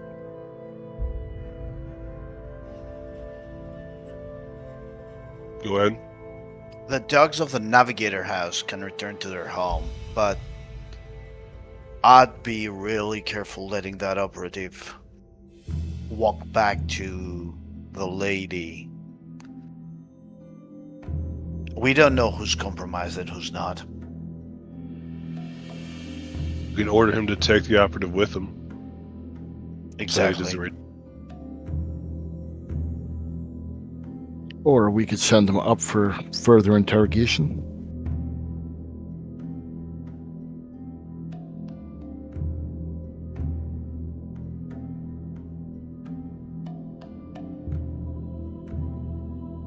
Either which way, gentlemen, I am completely ambiguous of what happens to him. I'll go and tell the Navigators that they can leave, and you can decide his fate one way or another. Agreed? Agreed. As you return, he explains that this man is his operative. He works for House Maimon. Upon receiving the package, he will destroy it.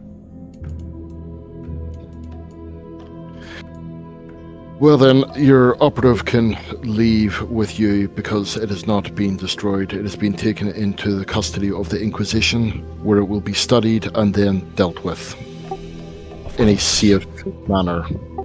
Of course. The package is delivered in front of you. Would there be anything else? Anything at all?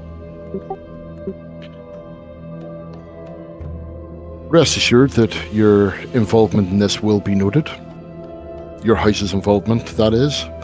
And whether or not that is something good or bad is yet to be determined by the actions of your lord. Your lord is merciful. Praise the Inquisition.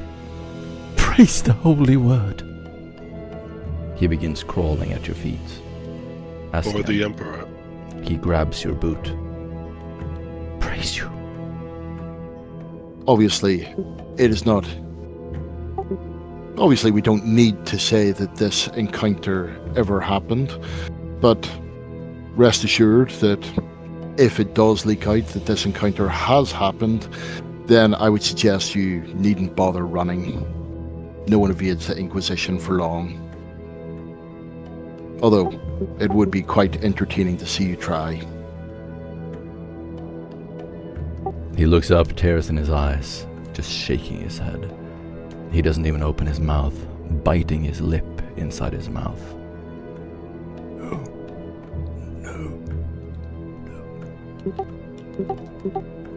Askian reaches down and pulls him up by his lapels until he stands back up. And then he straightens his clothes a little bit to like put his disheveled appearance back together and says, "Remember, the hand of the law can reach far." I am ever so grateful. For the hand of the law is why House Maimon has all of its riches.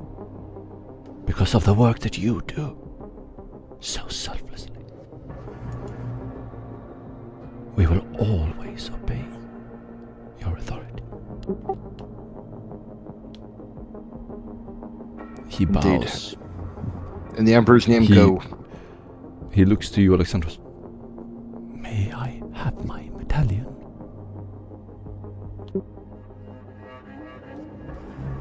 No, I will hold on to it for now. My house will disown me.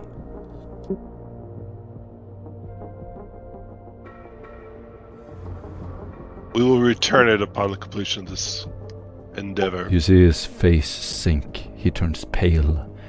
Tears begin rolling out of his eyes.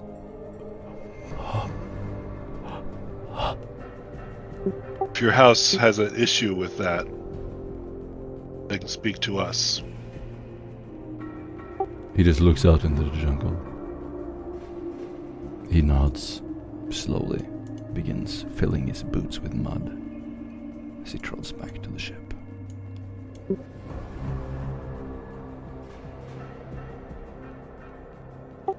The operative just takes a last glance on you and slowly begins walking back to his car.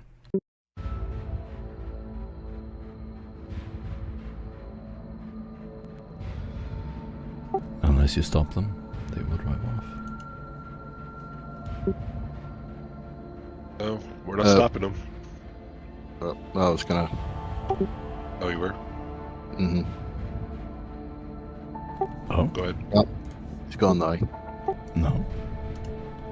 Okay, well, as he's walking back, I'm gonna raise my voice and go, hold! He turns. And Franz will walk over to him and say, you work for them, correct? Something like that. He grabs his vest. Freelance or as a serf? Do an interrogation test. You get a plus 20 for already establishing your authority. Success with 1 additional.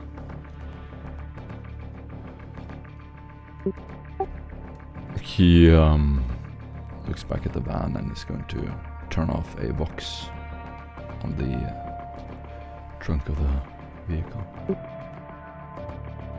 I work for her officially.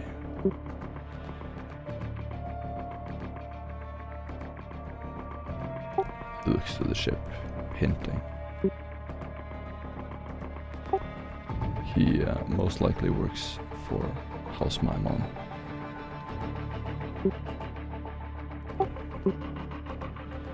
But pretends to place these packages for Lady Vale. You can also do a logic test, both of you, or all of you actually. Oh, success with 1. He most likely, he most likely receives the packages on House Maimon's orders, destroys them without the lady knowing.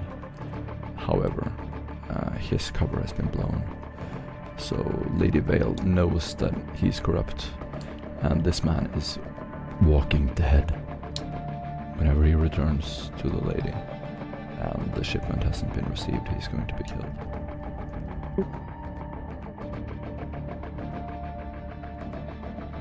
She was most likely using this event just to find out who was stealing the packages from her. Franz is going to letting it go ahead, but she already knows that he's working for House Maimon.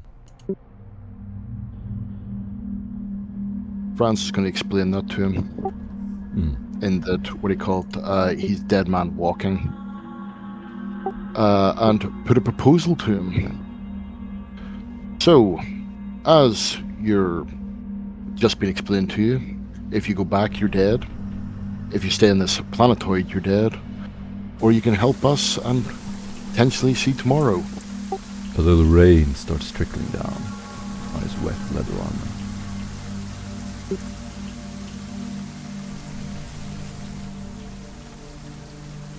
What I suggest is we take you back, we say that we caught you, and essentially we take her out together.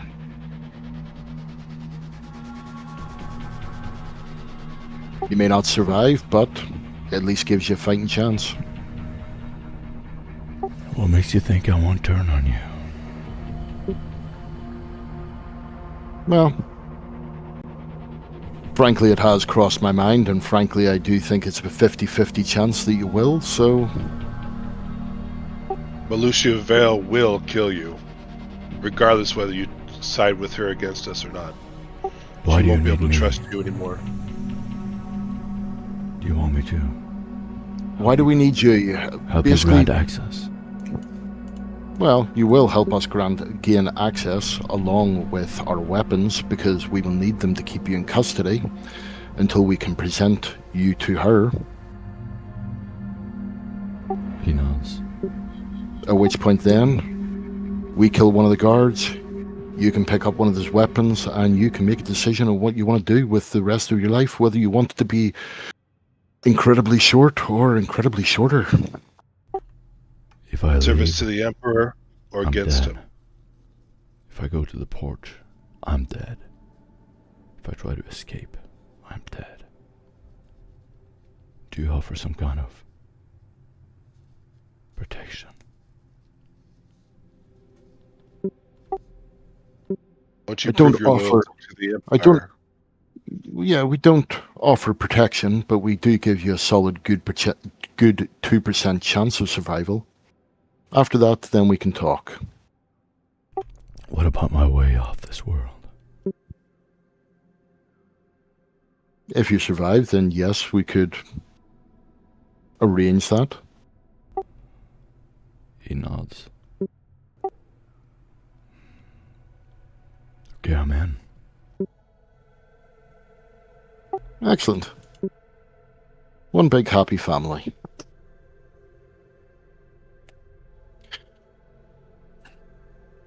And he is going to frisk him for his weapons. Excellent. You, Frisk him for his weapons and put him in a light, sort of a light binding, which he should be able to get out of. Cool. You now have a host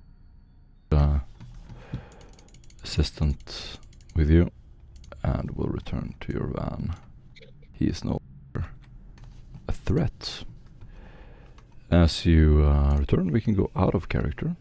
We don't have to be in character anymore. And you're still in this location now in the forest. We'll say a few hours pass as you repair your equipment, heal up, first aid, everything you need. Definitely need first aid. Let's see. Starting by the van, you have your map open.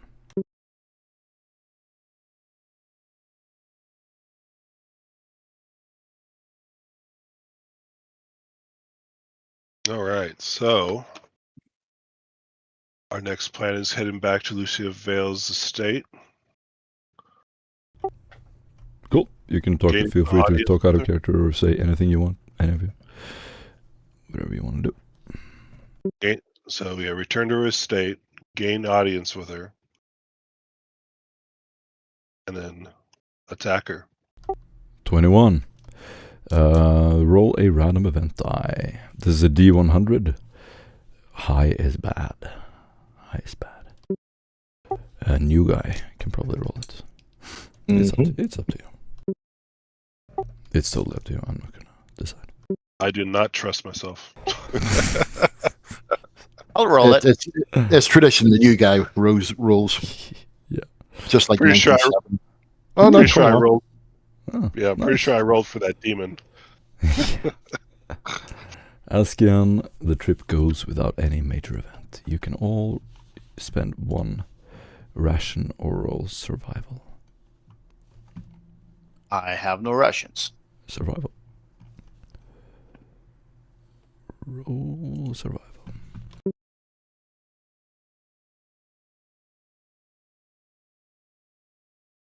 Ooh, one success.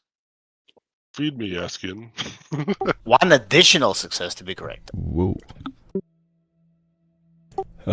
So, There's hold on, I'll roll survival just now. You drive through the jungle roads without any events at all, looking at the peaceful blue sky, the wonderful views along the way. You stop sometime during the trip, and under a large rock and some trees, you survive on bug larvae and leaves from the tree. Foraging and hunting, you spend the day enjoying this lush, wonderful pleasure world. There are lots of beautiful views along the way, looking out on the ocean. Somewhere deep out in the ocean, you think you can see House Cumbry's estate. Finally arriving at House Vale's fortress.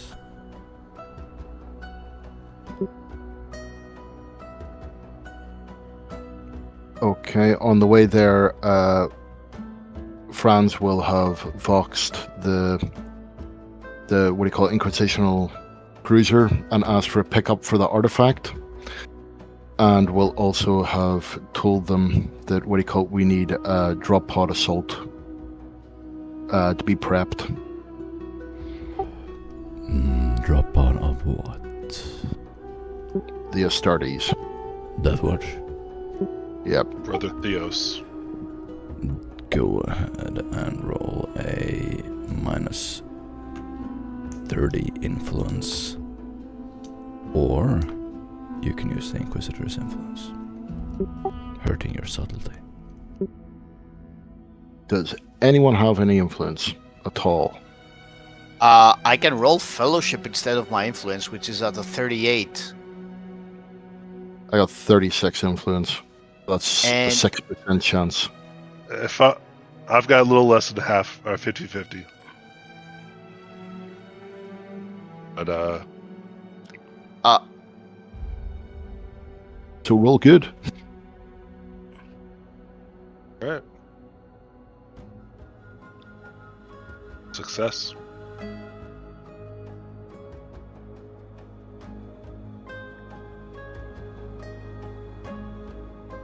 That was a minus 30.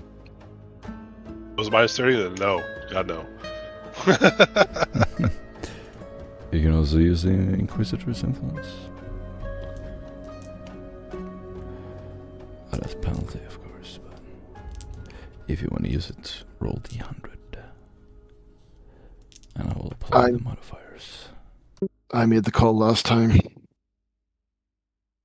This is cutting into your influence, of course. Your soul.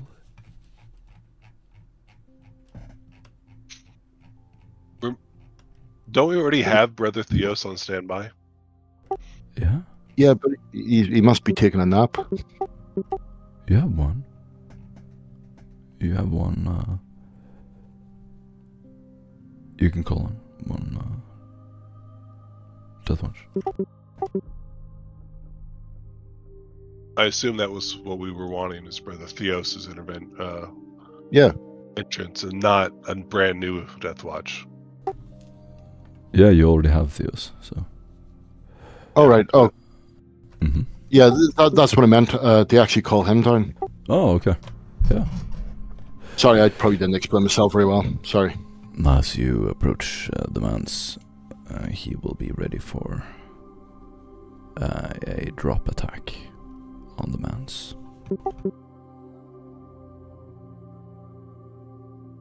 So as we're rolling up, Franz will just lean back and apply a little bit of stitching to the wound that he actually got from the sniper. All you hear is constantly from the back seat. That is, and after that just goes, right, so we're gonna have to hit them hard and fast, I think.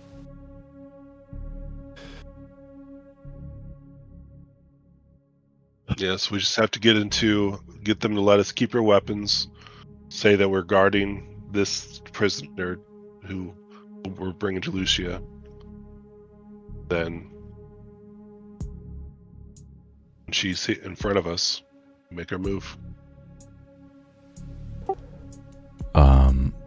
for information, how deep are you planning to go before you launch your assault? How deep into her romance do you want to try to get? We're going to try to get an audience with her and then launch our assault. Okay. So in her, the last place you saw her? Yeah, probably. In the vault or? Okay. Outside. Preferably before she actually activates any force fields. Yep. That sounds fair. We can take a 5-minute break. And I'll get back to you when you come back. Take Okay. to bio or anything you need. Water. Yeah, I might as well go to the toilet, because... Yep. Has everyone got their spare character rolled? Nope. Right, Chris. Yeah. Don't worry. Yeah, you're good. I just want to know. I just wanted to know for how to set it up. We're not gonna do the actual. Okay. Yeah, we're not gonna do the actual.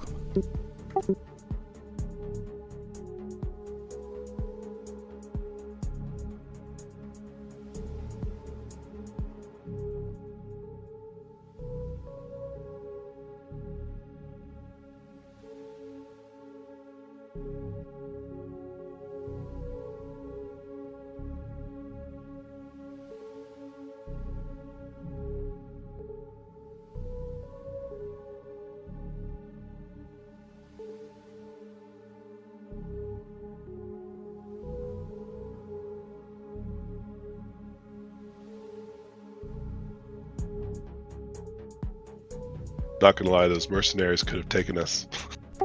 Yeah. Yeah, I was realizing halfway through the combat, this is... Oof. Not good.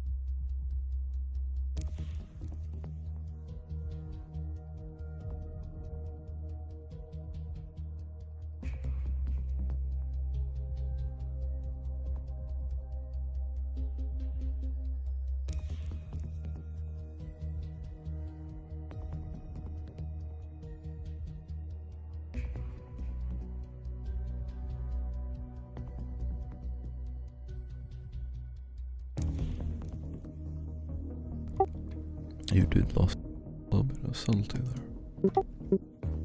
there. I imagine so. Quite a lot. But, yeah. You still have some, but you'll probably notice more activity now. Can I use cover up to gain us back subtlety? Yes. And if you have it hits. Yes. You lost That's subtlety 3 times. Ooh. So you can use cover up 3 times. It costs a fate point, I think. I can burn subtlety instead. With cover up. Burn subtlety. Yeah. Reduce cover up. influence by 1 to gain 1d5 subtlety. Yep. You burn influence, you mean? Yep. Ah.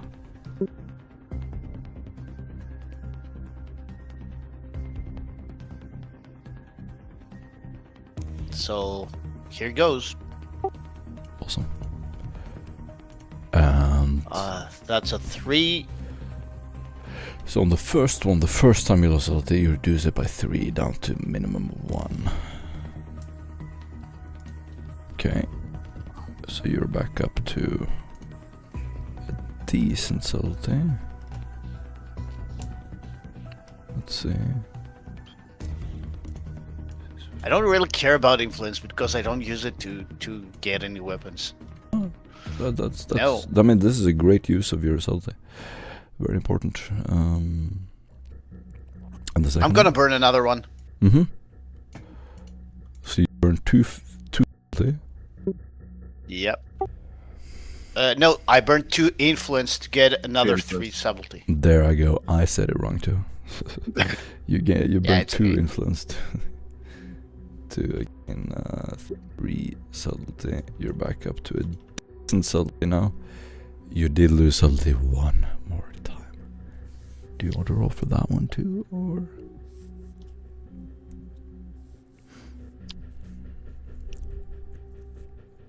Burning another influence?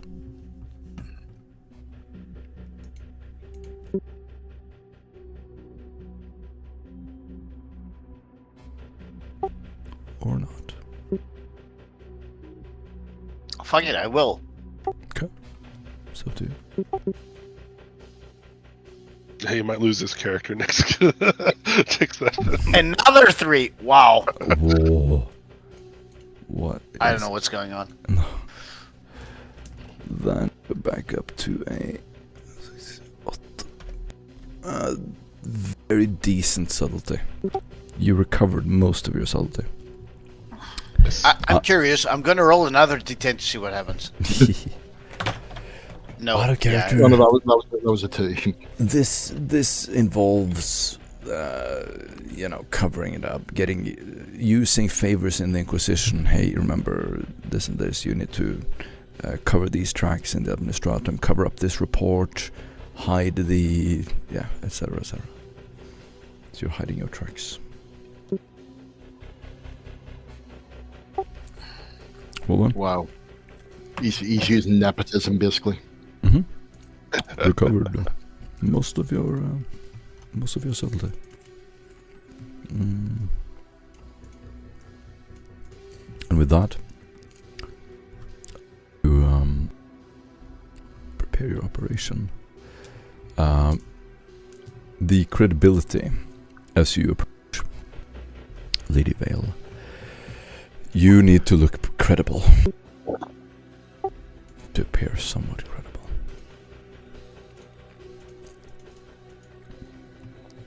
As you approach the manse, you will see several mechanical birds look down at you.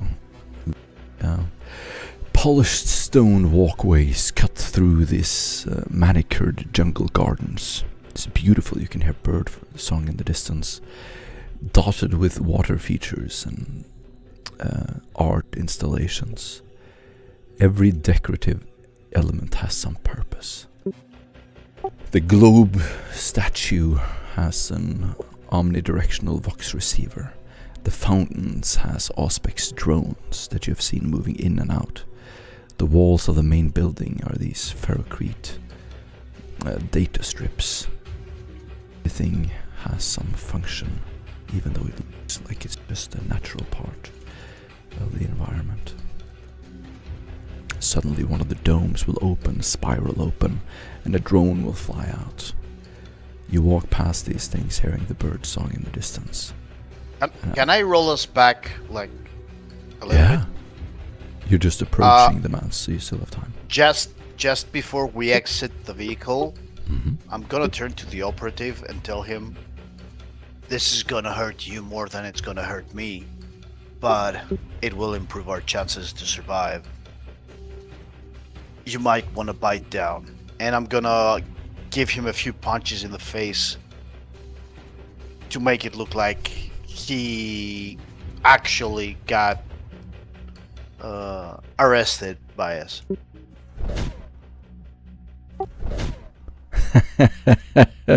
Well done. What's your strength? What's your Not great. So it's more superficial. It's a 25. Well, he's gonna bite down. It's not like I have any other chances. Sure, go ahead. Wait. And as he lays into him, Franz is just going to sit and look down at his leg where he hit him twice with the last gun. He's gonna take his tobacco out of his mouth. Okay, I'm ready. After you hit him, he's got like a red eye, a cut above one of his eyebrows. Ah, you cut me. He looks at the blood. That's enough.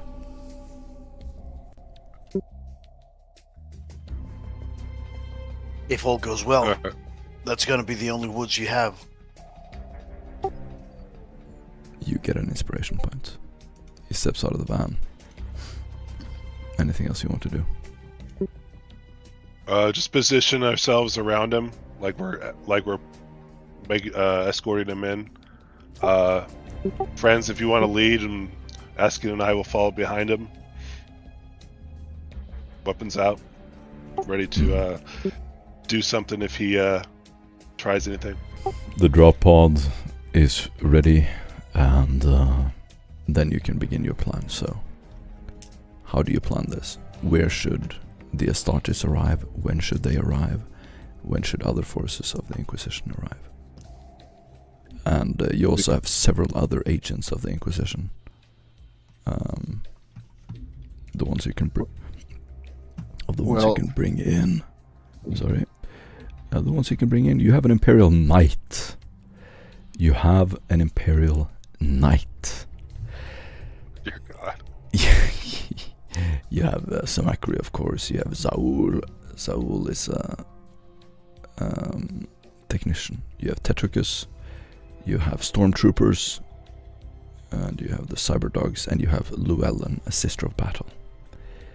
All of these are at your disposal. Well, in a best case scenario, I would like, this is obviously just me spitballing here, but I would like for the Astartes to come down on our signal whenever we actually hit it. What he called Llewellyn and a squad of stormtroopers to secure any hangars.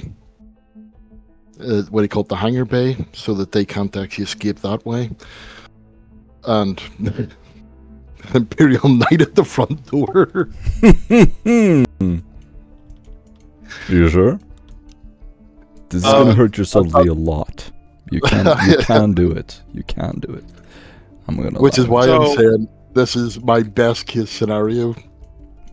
If we go back to the main map of Petagrim, Sure. would it not have the Imperial Knights more situated around the other houses so that he can shoot down anybody trying to leave?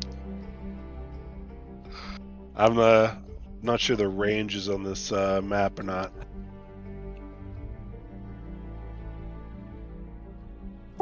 It's Hours. Okay. A few hundred kilometers. That probably won't work anyways. Never mind. Yeah, I mean, it might be better to have the knights go take out another house. Yeah, I was thinking. House de Vries, for instance. Yeah. What's the? At one point, since we're out of character, did you want to blockade the planets? We did. Yeah.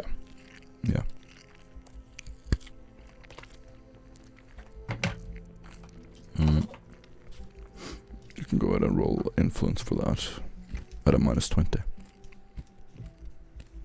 No, you already tried and failed, or? That was for the Astartes thing. Right, go ahead. -20 influence. Anyone can roll.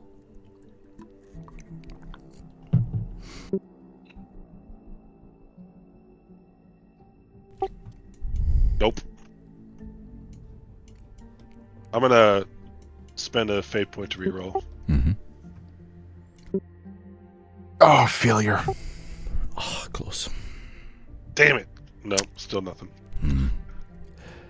You do not get granted. You can use your Inquisitor's influence, as always. Yeah, I think we should, because this is a big Yeah, big gotta action. stop the rat. Okay. Rat. Roll a D100, Yeah. please. I will apply everything. D100 for the Inquisitor's influence. Just roll that one. All right, rolling D100. Yeah, Oh. you're all good. The blockade of the planet is granted.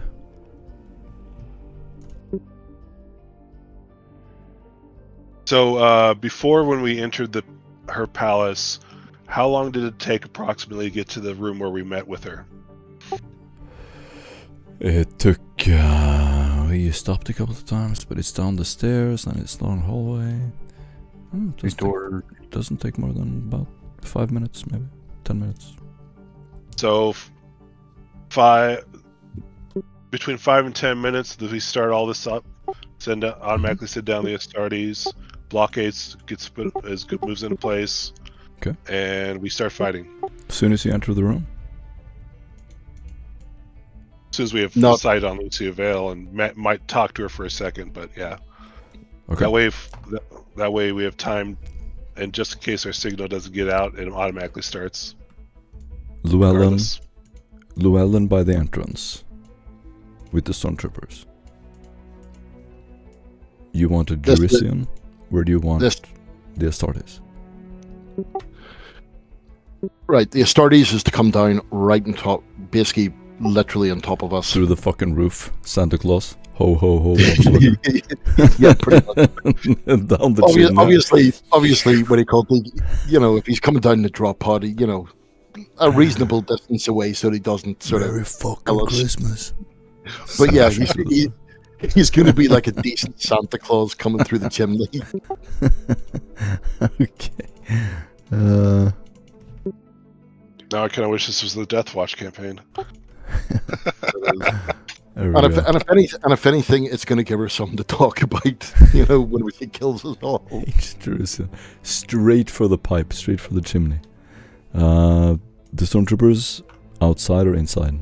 Should they break in? I would say the hangar bay, if at all, a Valkyrie assault on the hangar bay. Keep anybody from leaving. Okay. Mm-hmm. Breach team going in the hangar and then into the estate. All of you, main team. Yep. As you approach, please do a deceive test to you get a +10 because the captive is injured, so you did that very well. That was a great way to set that up. You get a +10 to your deceive. This is your entire demeanor when you approach the man's. I'm going to use a fate point for another +10. To make it look believable that you did capture this man. Success with 1 additional. Fantastic. Franz, you go first. One of the guards opens his visor. Gant, I should have known. Bring him inside. He opens the gate, and without any questions, Gant is dragged on his feet. He plays the part perfectly, occasionally stopping his gag, choking on his gag as you drag him, and dust gathers behind him. Up to the front gate, you see these huge flashlights illuminate you from both sides. You approach the main gate.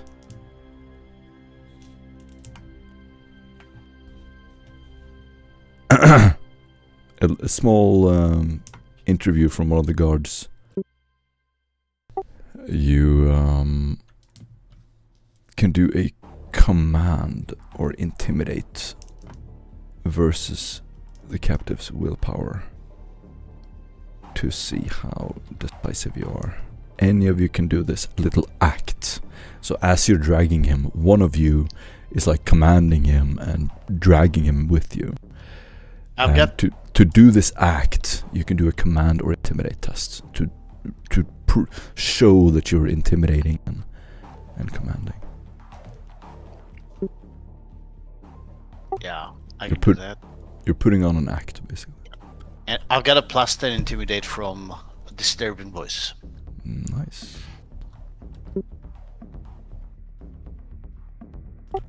So one of you do an intimidate or command test. A simple success. Sick. Askian, what do you do when you drag this man? He's like struggling, trying to break free. I look at the guard that tried to approach us without even looking at the prisoner, and as I'm looking at the guard, I punch him at the guts and continue walking forward. One of the guards as you walk up, just as you punch. I don't punch the guard, I punch I got you. Yeah. So as you punch him, one of the other guards looks at you as you punch him, and he just looks at Gant. Traitor. You pull up the stairs, gaining access to the main hall. A Void Shade handler reviews the handoff. Gant. He inspects his wounds and sees anything he's carrying. And he's going to run a scrutiny test on you. And you have to beat his scrutiny with your deceive or logic. He's asking questions. How did he get the wound? What happened? Where do you find him? Please do a deceive or logic test to quickly answer his questions convincingly.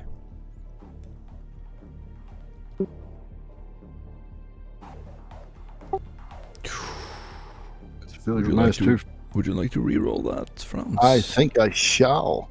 Yup.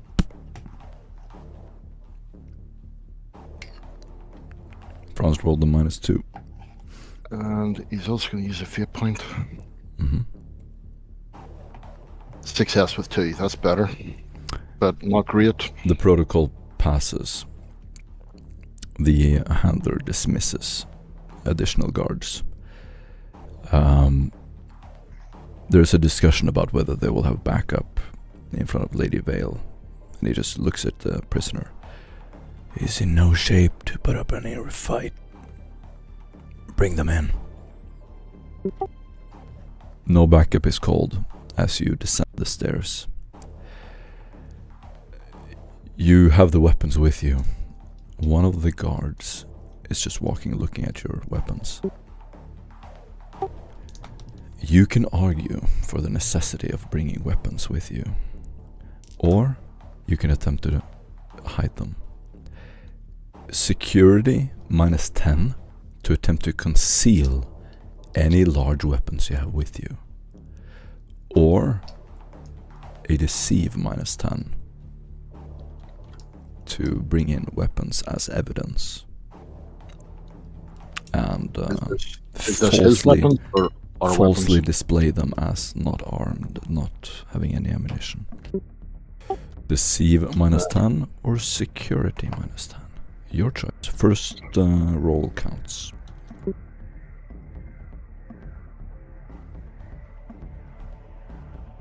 What's everyone got on it? I only got first known for deceive. I've got 2 ticks for security. I got 3 for deceive. I think deceive is probably their best,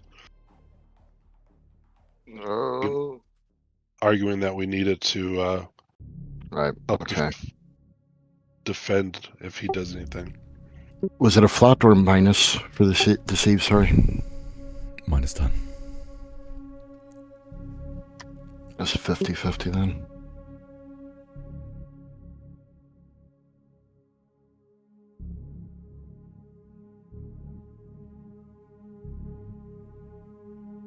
You've done very well so far. They just waved you in. No backup. Small group of guards for the lady.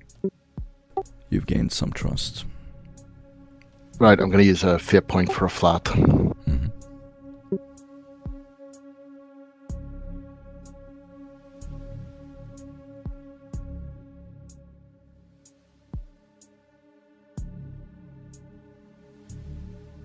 Okay, it doesn't seem to want to roll.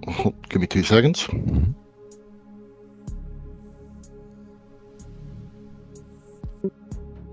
Success with 6 additional.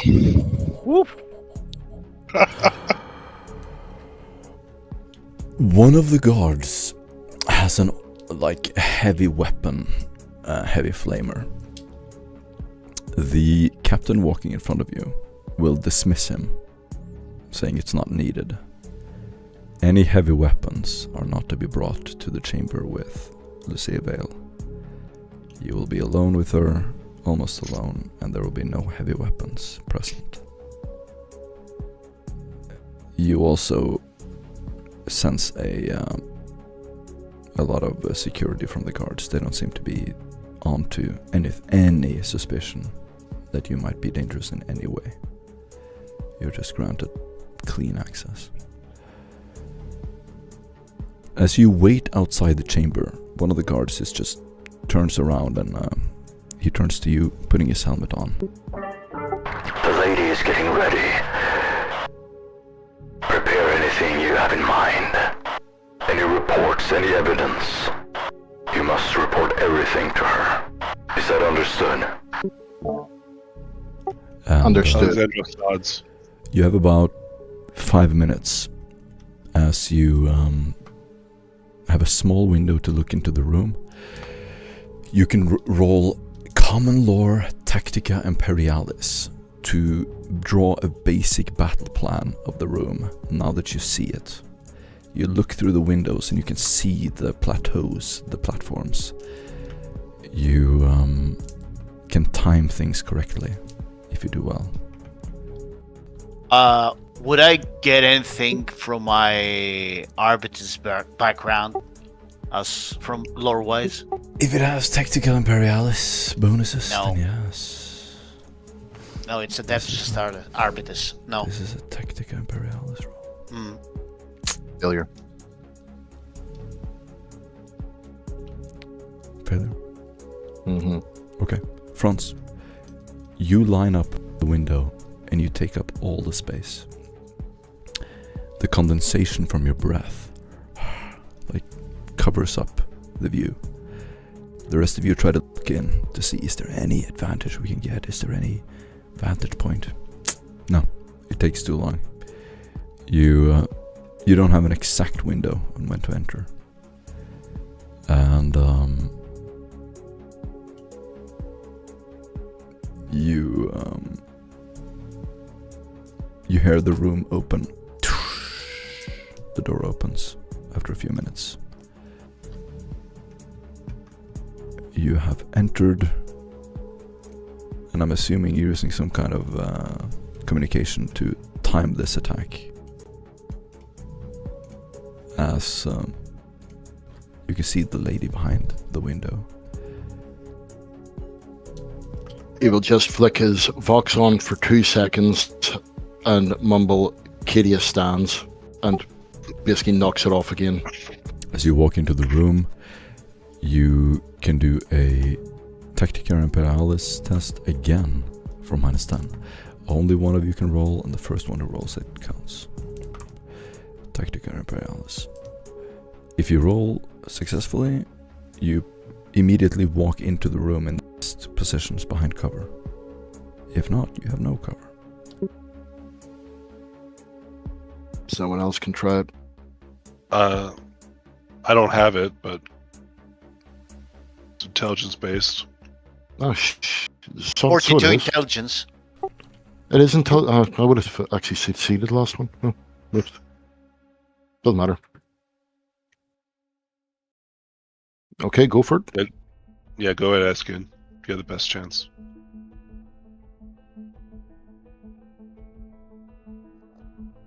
Oof, Ooh. more success. Beautiful. Before the enemies have time to get into position, you've already, Askian, mapped out the entire room in your mind. You walk in, there's reflective metallic tiles, beautiful dark tiles. The lady opens the door in the other end. You all immediately position yourselves right next to cover. Her guards walk up next to you, not sensing anything unusual. They will just walk past you and down the stairs into less advantageous positions. Not only do you have cover, but you have elevation above them. They walk down, you stand behind the pillars. As the door opens, Lucia comes walking out the door. And as you hear her footsteps, and hear a voice saying, "The launch has commenced." That's where we can end it. Next session we begin in this room. Woo! Well done. I'm gonna write out all your advantages for this fight, I guess it is. Guess I didn't need a medallion. And I hope, well, depends on what you do. You have elevation, cover,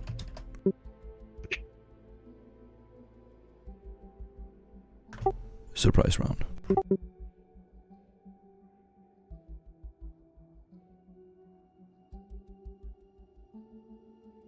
Everybody gets 300 XP. Unless I get a lot more sick than I have today. We'll see you next week. So, 300 XP. Boom. I'm brewing on a full Guys. size. Or all let's just do it.